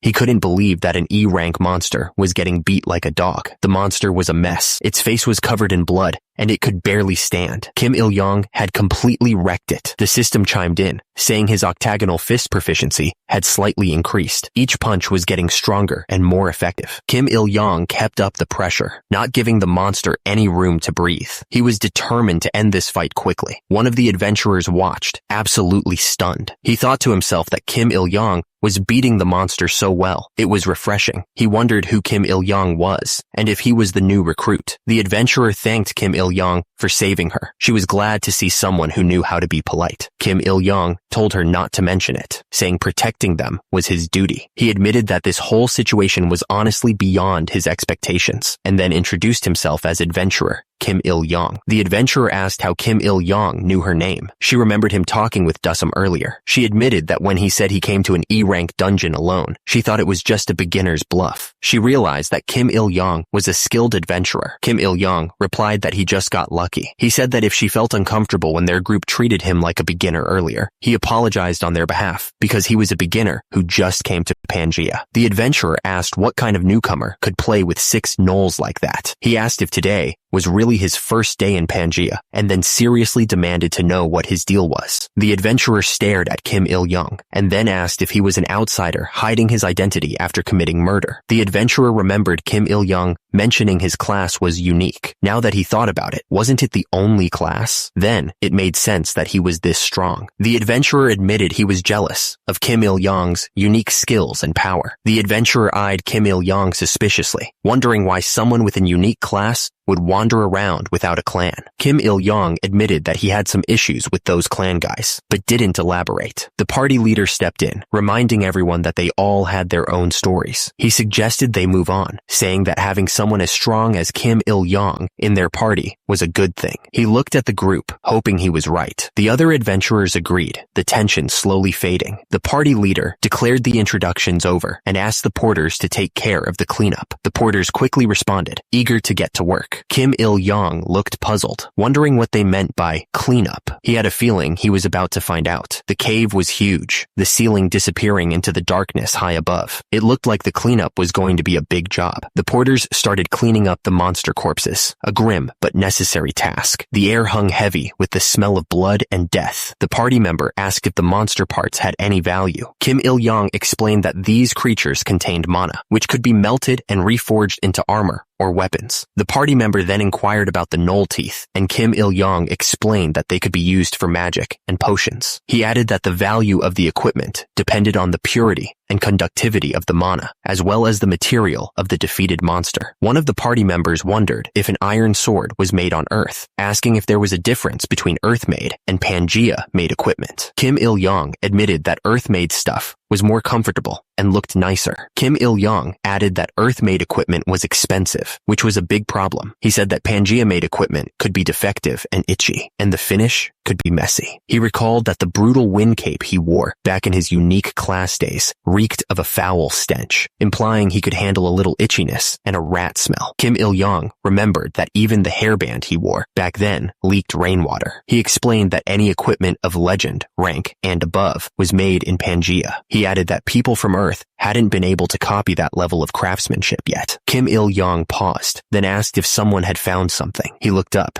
curious about what they had discovered. Someone gasped, recognizing what they were looking at. It was a mana stone, embedded in the chest of the creature. The mana stone pulsed with a soft blue light, almost like it was alive. Kim Il-young was surprised and shouted, wondering if it really was a mana stone. The other adventurer was excited about their lucky find. He said that free money was always welcome. The party leader then asked what grade of mana stone it was. The party leader looked closely at the stone, his expression thoughtful. He explained that the particles inside were tiny and few, so it was probably the lowest grade. One of the adventurers asked why the party leader sounded so disappointed. He pointed out that even the lowest grade was worth a lot of money. He then wondered why a mana stone was even in an E-rank dungeon in the first place. The other adventurer told him to just enjoy it and think about the money. The party leader then said that a low-rank monster dropping a mana stone could be a sign of a dungeon break. He added that as an archer, it was his job to ensure the team's safety. The archer tried to calm the other adventurer down, placing a hand on his shoulder. He told him to relax, and that they weren't interested in his guilt, whatever that meant. The adventurer didn't seem to relax at all. His face was covered in sweat, and his eyes darted around nervously, like he was expecting something bad to happen. Kim Il-young turned to the party leader, Dasam, and asked what a dungeon break was. Dasam paused, looking thoughtful. Dasam explained that there were times when the dungeon master's power grew stronger on a certain cycle. She said that when that happened, the dungeon got filled with magic, and the monsters became more powerful and numerous. Dasam continued, explaining that if it reached a critical point, the monsters would burst out like a broken dam, threatening the city with a massive wave. The other adventurers asked why they couldn't just destroy the dungeon before it exploded. The archer explained that dungeons kept coming back because of the dungeon master's power. He added that even if they destroyed the dungeons, they would just reappear. He figured it was better to manage them than to try to get rid of them completely. He also mentioned that the porters might have a better idea. The archer told the others not to ruin the mood, pointing out that the others were still fighting. He seemed to want to lighten the mood a little. The archer asked if anyone had noticed anything strange earlier. He explained that monsters with a mana stone sometimes evolved into something stronger. Kim Il-young mentioned that he had just sliced its neck in one hit, so he hadn't noticed anything. The archer asked if there was a problem. Kim Il-young said no, telling him not to worry about it. The archer wondered if an E-rank monster could actually evolve into a D-rank monster. The archer told everyone to get back into formation so they could move forward. He looked determined to get through the rest of the dungeon. The cave was quiet for a moment, but it wouldn't last. He steeled himself, knowing something was about to happen. The archer said that the goblins must have caught the scent of the ones they defeated earlier. He figured their sense of smell was like a dog's. He estimated there were about 20 of them, but one was making unusually loud footsteps. The archer figured it had to be a wolf chieftain, adding that it might have lived longer if it had stayed put in the boss room. He said their battle strategy would remain the same. Desum would draw the boss's attention while the rest of them took care of the mob,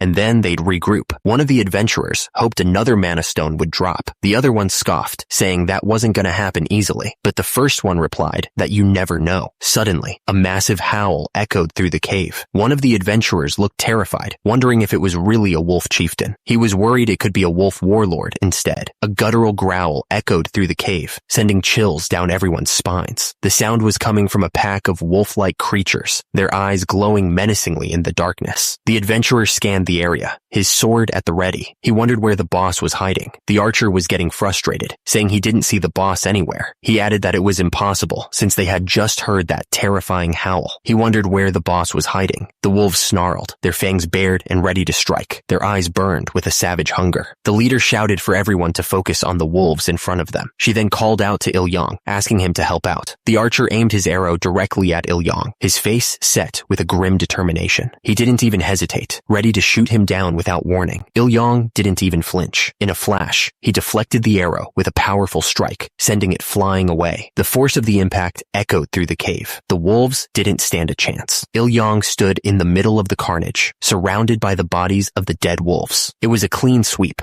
The system popped up, showing the party's hunting progress. It showed they had cleared 20 out of 30 monsters. One of the adventurers couldn't believe what he just saw. He wondered what level Il-yang was, since he made it look so easy. The battlefield was a whirlwind of chaos, with monsters screaming as they were cut down. The party fought with everything they had, trying to hold their ground against the endless waves of enemies. Kim Il-yang's face was set with pure determination. He was focused on the fight, ready to do whatever it took to win. The healer closed her eyes and put her hands together. She prayed that the benevolent touch of Jimisen would heal them all. A blinding light flashed across the battlefield as the healer cast Cure. The party members felt their wounds closing, their strength returning. Kim Il-yang dodged another strike and smirked. He thought this was too easy, but in that moment, he felt a sharp pain. The sudden shift in the dungeon's atmosphere was unsettling. All three members of the party looked around, trying to understand what was happening and what it meant for them. The adventurer was down, lying on the cold stone floor. He was out of the fight, his sword lying uselessly beside him. A massive, hulking monster stood before them, radiating power. It was bigger and meaner than anything they had faced so far. Desum stared at the monster, his eyes wide with disbelief. He realized it wasn't just a wolf chieftain, but something far worse. He wondered how a wolf warlord could appear in an E-rank dungeon, and what a monostone was doing there in the first place. The wolf warlord roared with fury, its teeth bared and its eyes glowing red. It was ready to tear them all apart. The wolf warlord was huge, easily twice the size of the wolf chieftain they had fought before. It was like something out of a nightmare, ready to tear them apart. The wolf warlord snarled, a deep growl rumbling in its chest. You could feel the raw power radiating off it, a promise of violence about to be unleashed. The archer shouted, trying to warn everyone, asking where on earth the guy was hiding. He explained that the new threat appeared right after a light burst in the corner, and he suspected some kind of invisibility skill.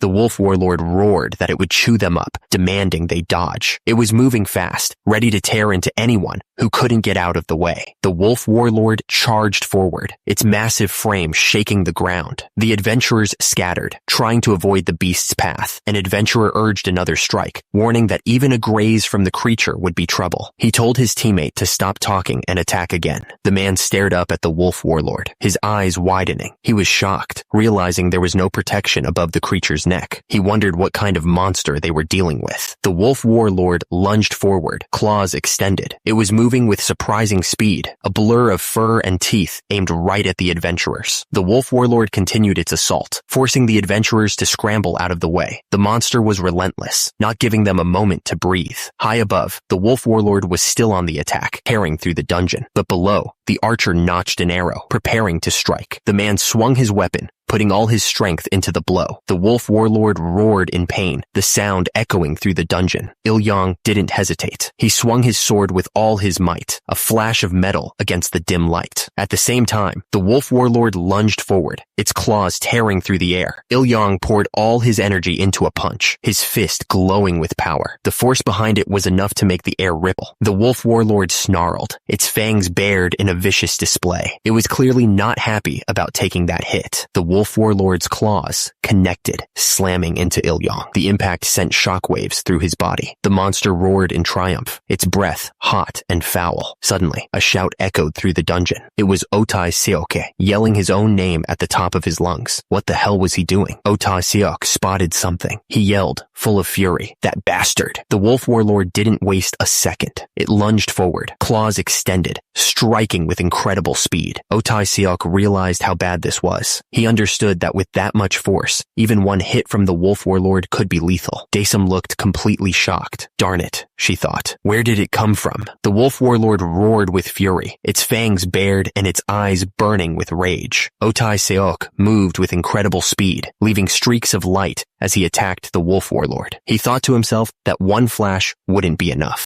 The wolf warlord dared to make a big move. It exposed its weak point, the neck, right in front of the enemy. Otai Seok couldn't believe it. How dare the wolf warlord expose its weakness in front of a swift sword master? He wasn't going to waste this chance. Otai Seok didn't hesitate. He struck with all his might, aiming for the exposed neck. The wolf warlord crashed to the ground, defeated. Otai Seok stood over the fallen beast, ready for whatever came next. Otai Seok struck with incredible speed, his sword a blur of motion. The force of the blow ripped through the air, heading straight for the wolf warlord. The strike landed with a deafening crash, shattering the ground beneath them. Rocks and dust flew everywhere as the wolf warlord took the full force of the blow. The wolf warlord roared in pain and disbelief. What just happened? Otai stood calmly, his sword held loosely at his side. He was ready for anything. Otai smirked, looking pleased with himself. He said that this was the power of a martial artist. The wolf warlord roared, a sound of pure fury that shook the very air around them. It was clear that the warlord was not happy about what had just happened. The wolf warlord's face contorted in rage, its teeth bared in a vicious snarl. You could see the pure hatred burning in its eyes. The ground was littered with the fallen. Something was wrong. These weren't just dead bodies. They were being twisted into something far more sinister. A horrifying scream ripped through the air, the sound of something that should be dead, but wasn't. It was a sound that chilled you to the bone. Otai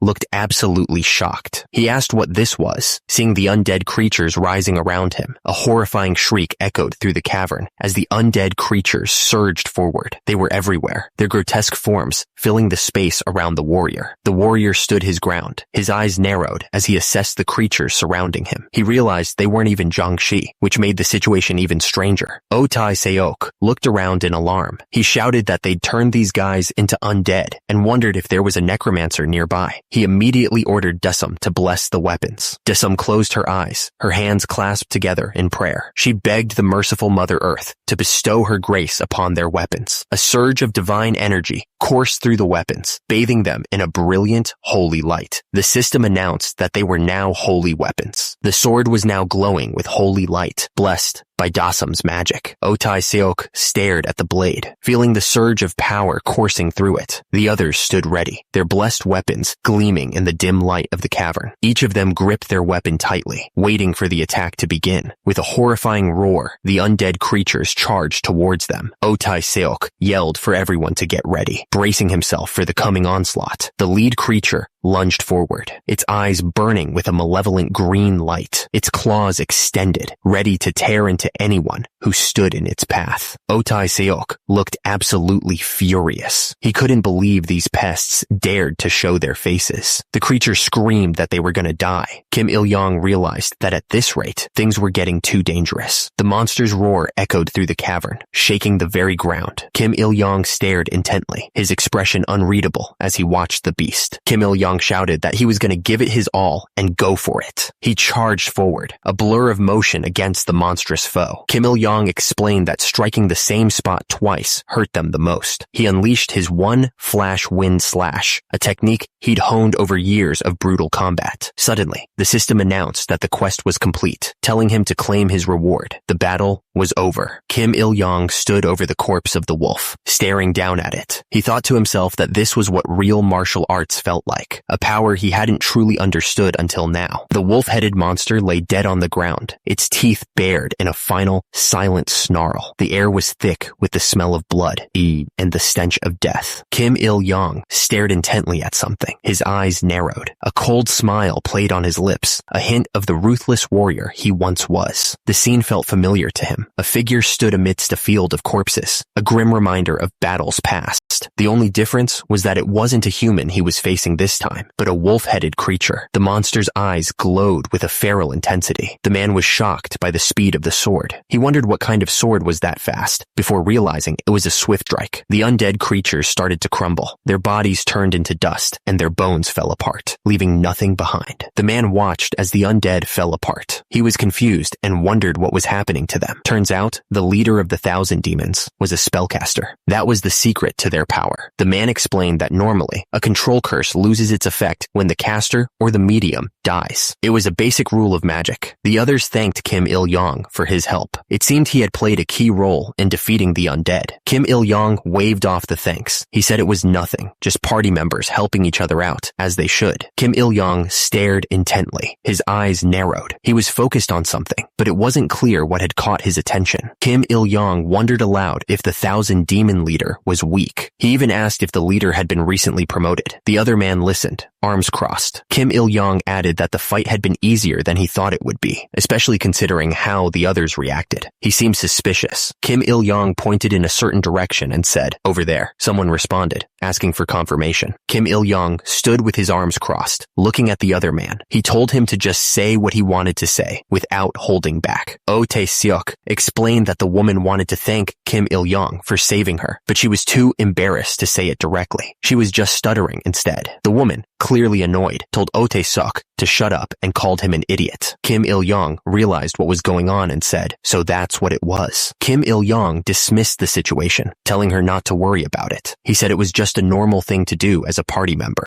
The man agreed, but added that it was only natural in a genuine party built on trust. He implied that in a temporary party like theirs, things were different. The man on the right huffed, telling them to do whatever they wanted. He was clearly irritated. The woman and the other man stood behind him, watching the scene unfold. The man looked absolutely furious, his face contorted in anger. He shouted that the other man's statement was rude. Silence filled the cavern. The only sound was the echo of their voices bouncing off the stone walls. Lying on a piece of cloth were the spoils of their adventure: a red stone, a blue stone, and a simple ring. The man announced that it was time to sort out what they had gotten from the dungeon. He seemed ready to move on from the argument. The party leader held up the scroll. It was covered in strange glowing symbols that pulsed with a faint light. Someone asked the party leader what he was holding. He explained that it was an intermediate appraisal scroll. The party leader revealed that the scroll was worth 1,000,000 won. He seemed surprised by how ridiculously expensive it was. The system displayed the attributes of the items: mana stones of low grade and a ring of feral invisibility, which slightly increased the wearer's strength and allowed the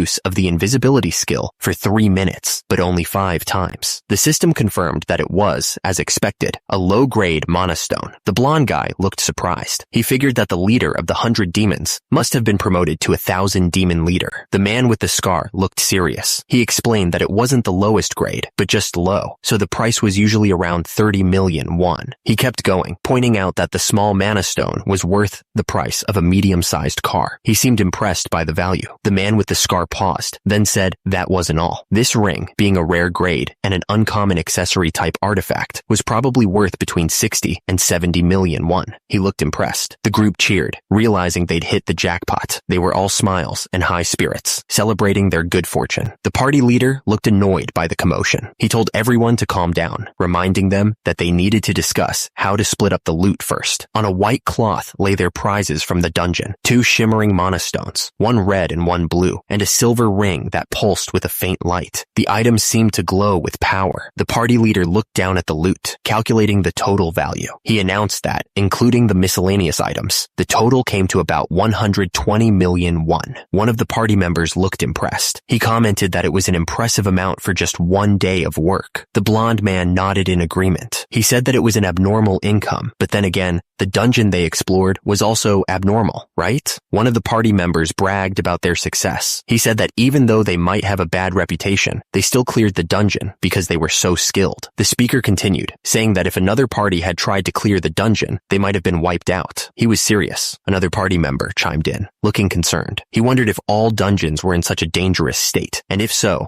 the monster waves could be pretty bad. The female party member didn't seem to care. She said that it wasn't their business. One of the men looked at the party leader, eager to get paid. He told him that he had to tell them their share now, sounding impatient. The party leader looked thoughtful as he considered the numbers. He figured that after deducting the porter's wages and the 20% tax for Illidel and the Earth, they could split the remaining amount into 6 parts. One of the men scoffed, clearly annoyed by the tax deductions. He wondered what the country had ever done for them to justify taking away 20%. He then suggested that if it bothered them so much, they should become A-class adventurers and get a tax exemption. The party leader then announced that each person would get about 16 million won. He paused, then added that it wasn't bad. Kim Il-young stared blankly, thinking about the money. He thought that 16 million won was a significant amount, but it was still pretty depressing compared to the initial 120 million they had heard about. Another adventurer spoke. spoke up, directing his question at the party leader. He wondered if that worthless iron ring was really that expensive. The adventurer watched his companion. The guy looked pretty worn out, like he was about to collapse right there. Otai Seok's face tightened. He looked like he was thinking about something really hard. Someone explained that even though it's just a piece of armor, there are 10 places to wear a ring-type artifact, which makes them expensive. An invisibility ring looked really tempting. The thought of being able to just disappear was on someone's mind. Someone raised their voice to get everyone's attention. They had something important to say. The party leader smiled, looking at his team. He told them they all worked hard today. He added that they managed to hold out without anyone getting hurt, even though it was chaotic with the appearance of the 1,000-man commander. The party leader held up a small bottle. He said he would treat them to this low-grade potion. The leader explained that everyone should have a bottle in case there were internal injuries. One of the guys thanked the party leader. He said that it was just in time. His pierced wound was aching, and he'd drink it right away. The man brought the potion to his lips. He said he wasn't going to refuse anything free. He added that the potion tasted like a mix of red ginseng and herbal medicine. The man grimaced after swallowing the potion. He said that they say good medicine tastes bitter. The man frowned, tilting his head slightly. He wondered if the potion was supposed to taste this sweet. Suddenly, the man clutched at his chest, his face contorted in pain. He coughed violently, and blood splattered on the ground. The man groaned, collapsing onto the cavern floor. He was clearly in agony, struggling to breathe. Kim Il-yong was taken by surprise at the sudden turn of events. He wondered what was going on. Another man glared, pointing a shaky finger. He demanded to know what the party leader had given them. The party leader stood tall, looking down at the adventurers, who were now lying helpless on the ground. The silence was broken only by the sound of their ragged breathing. The party leader grinned, a sinister expression on his face. He commented that the poison was quite deadly. He remarked that, as expected, outsiders make at least one good item. The other party members looked absolutely stunned, their faces etched with disbelief and horror. They were clearly shocked by the party leader's words. He asked them what he had given them, then revealed it was a potion concentrated with mana poison. A narration box appeared, noting that the main character had the devil's luck. No matter how strong an adventurer was, consuming the poison would mess up their mana. The adventurer gasped for air, clutching at his throat. He cried out that it was mana poison. The leader clicked his tongue, remarking that it was an useless struggle. The leader's grin widened. He stated that if they swallowed it, it was already over for them. The party leader smirked, explaining that the poison would make their mana feel like a heavy stone, making it hard to breathe.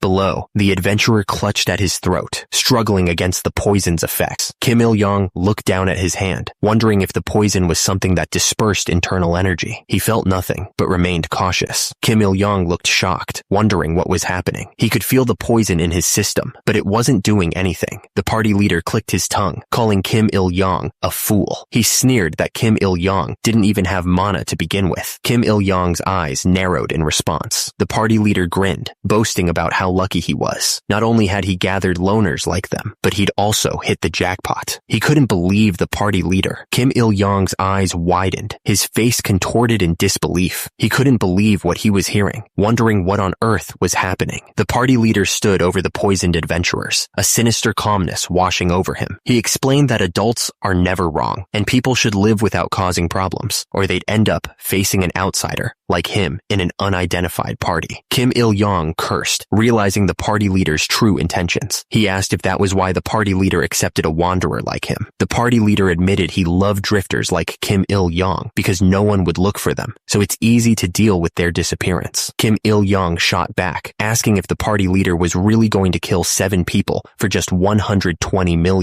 The party leader laughed, scoffing at the idea that it was just 120 million. He sneered, asking if they thought their lives were worth $1 billion. The party leader's eyes narrowed, his expression twisted with disdain. He figured that guy's way of thinking was completely different from normal people, and his perception of murder was twisted. He asked if Il-yong still had magic equipment left, chuckling to himself. Kim Il-yong's face was contorted with rage, his voice trembling. He demanded to know what the party leader thought a human life was worth, asking if he was even human. He spat out that the party leader was despicable scum, with slime instead of a brain. The party leader's eyes narrowed, his expression cold and dismissive. He told him to go ahead and babble, considering it his last words. He drew his sword, ready to strike. Suddenly, The system flashed a notification. A request was initiated with the name Justice Realization, difficulty low. The details stated that he is garbage born from Earth, created by Pangea, and needed to be cleaned up. The achievement was party leader's disposal 0/1, with a reward of 1 non-tradable pill. Kim Il-yong smirked, the timing always perfect. He was ready to fight. Kim Il-yong gripped his sword, ready to fight. He was about to make his move. The party leader was completely stunned. He demanded to know how Kim Il-yong could still move, asking if he'd ever heard of someone with 0 mana. Kim Il-yong moved with blinding speed. In a flash, he was right in front of the party leader, sword raised. Kim Il-yong's blade sliced through the air, aimed directly at the party leader. He declared that you reap what you sow. The party leader screamed as blood spurted from his arm. He couldn't believe the mana poison wasn't working. Kim Il-yong simply stated that it was because he had 0 mana. The party leader looked absolutely furious. He couldn't believe what was happening, exclaiming that no adventurer could exist without mana. Kim Il-yong stood over him, sword in hand. He pointed out that he was right there, warning the party leader not to come any closer. Kim Il-yong added that he really didn't want to do it, but he would. The party leader held up his hands, begging to talk. He cried out that it was murder, especially since they were both Korean. Kim Il-yong just scoffed, remarking that trash sure could talk. Kim Il-yong's eyes narrowed. He declared that even in the past, there was no history of sparing backstabbers. He wasn't about to start now. Suddenly, the system notified him that the request was complete. Kim Il-yong felt a surge of power as he leveled up. The sun was beginning to set over the city, painting the sky with shades of orange and red. It was a pretty sight, but it didn't last long.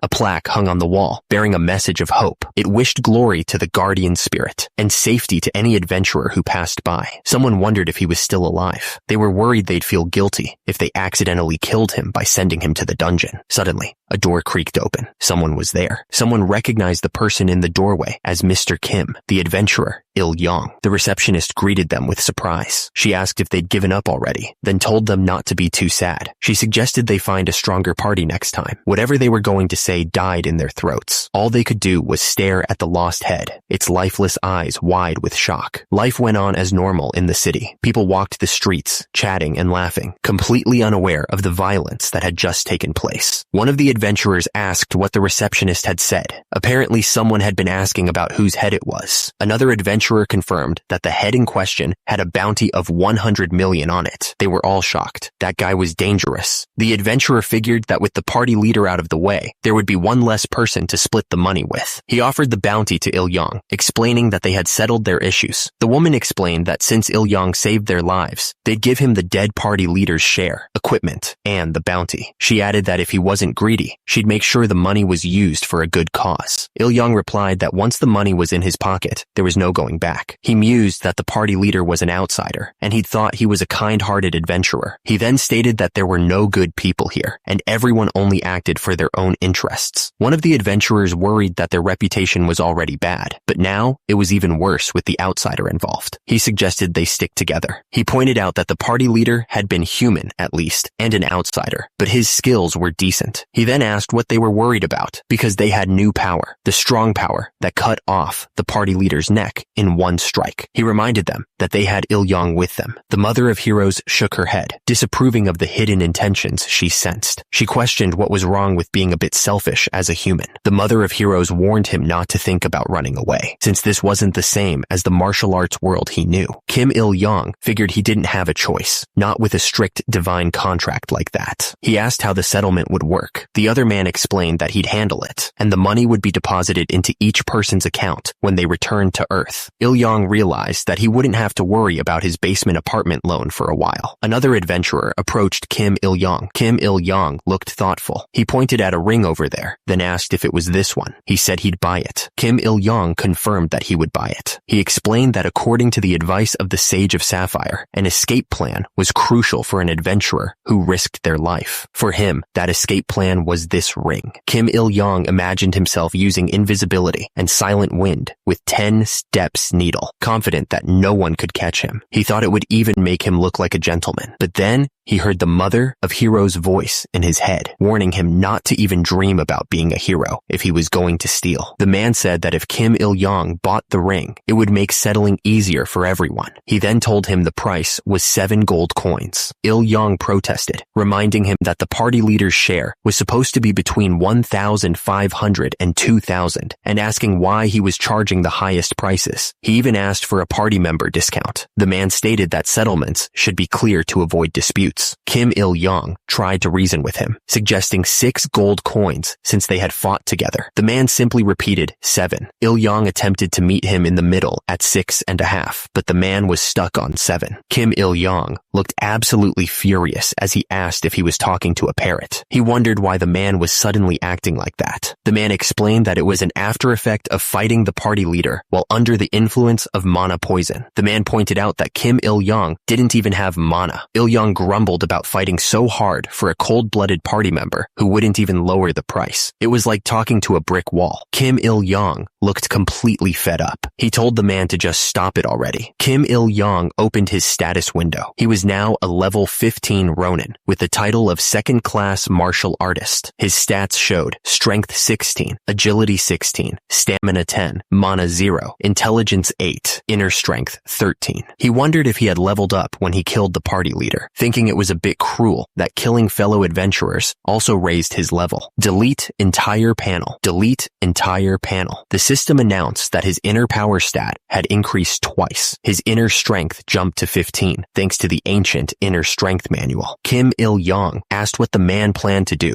with the remaining gold coins. He figured that now that he knew how good it was to be an adventurer, he should reinvest everything. The man told him that the job's income wasn't steady, so it was better to save some of it. He suggested that if Kim Il-yong wanted to buy equipment, he should go to Tangara Mountain and check out the blacksmith there, saying they were really good with metal. Kim Il-yong thanked him and said he'd go get some gear. The man said his first payment would be in his account that day. The man said that was some welcome news. He figured he could treat himself to some chicken that night. He told Kim Il-yong to meet him at the Adventurers Guild the next day at noon. Kim Il-yong just shrugged and said he might not even show up. The man reminded Kim Il-yong that he still had a second payment coming, so he shouldn't get any ideas about skipping out. Kim Il-yong just said something. A blacksmith shop stood there, ready for business. The warm glow of the forge spilled out from under the door. A man in a bandana demanded to know who was there. Kim Il-yong replied that it was a customer. The blacksmith eyed Kim Il-yong up and down. He remarked that it had been a while since he'd seen a human customer. He told him to just pick something from over there, if he could find anything he liked, that is. Kim Il-yong looked around the shop. He thought to himself that the blacksmith didn't seem too eager to make a sale. He wondered if any of the weapons were worth buying. Kim Il-yong examined a particular sword more closely. He thought it looked like something you'd see in the Central Plains, a region known for its martial arts. The system popped up a window showing the sword's stats. It was a rare grade short sword with an attack of 42 and durability of 78 out of 100. The special effect was listed as Calm Reflection. Kim Il-yong asked the blacksmith if he had made the sword. The blacksmith said someone else had sold it to him and left it there. He added that no one had bought it because of how it looked, but if Kim Il-yong liked it, he could buy it. The blacksmith admitted he actually liked it himself. Kim Il-yong asked the price, and the blacksmith said it was 4 gold coins. Kim Il-yong said he couldn't afford 4 gold coins. He offered 3 gold coins instead, pointing out the sword would just rot there otherwise. The blacksmith countered with 2 gold coins. The blacksmith countered, saying 3 coins was his final offer, since it was a rare grade item. He added that the price included repairs and maintenance. He then asked Kim Il-yong what he thought. Kim Il-yong agreed to the blacksmith's offer. He figured it was a fair deal. Kim Il-yong thought to himself that the sword was made with good materials by a skilled craftsman. He decided that this was the sword for him. The blacksmith remarked that Kim Il-yong had a unique taste in swords. Above, the sign of the blacksmith shop hung steady. Down below, the blacksmith grinned, happy to see Kim Il-yong had returned. Kim Il-yong stood there, ready to test the blade. He asked if he could try drawing it out. The blacksmith gave him the go-ahead. He saw the true form of the short sword revealed before him. The blacksmith asked if he was satisfied. The blacksmith explained that he'd thrown together a temporary sheath for the sword. He said there wouldn't be an extra charge for it, just to use it well. Kim Il-yong thought the guy really didn't want to do business. Kim Il-yong held the sword, the sheath fitting perfectly. The blacksmith remarked that it suited him well, like watching a longtime daughter getting married. He then asked if he should call him his father-in-law now. Kim Il-yong warned him not to push it. He then asked what the sudden ringing sound was all about, looking around the shop suspiciously. The blacksmith's face turned pale. He shouted that the ringing meant the city was being invaded. Kim Il-yong repeated the word invaded in confusion.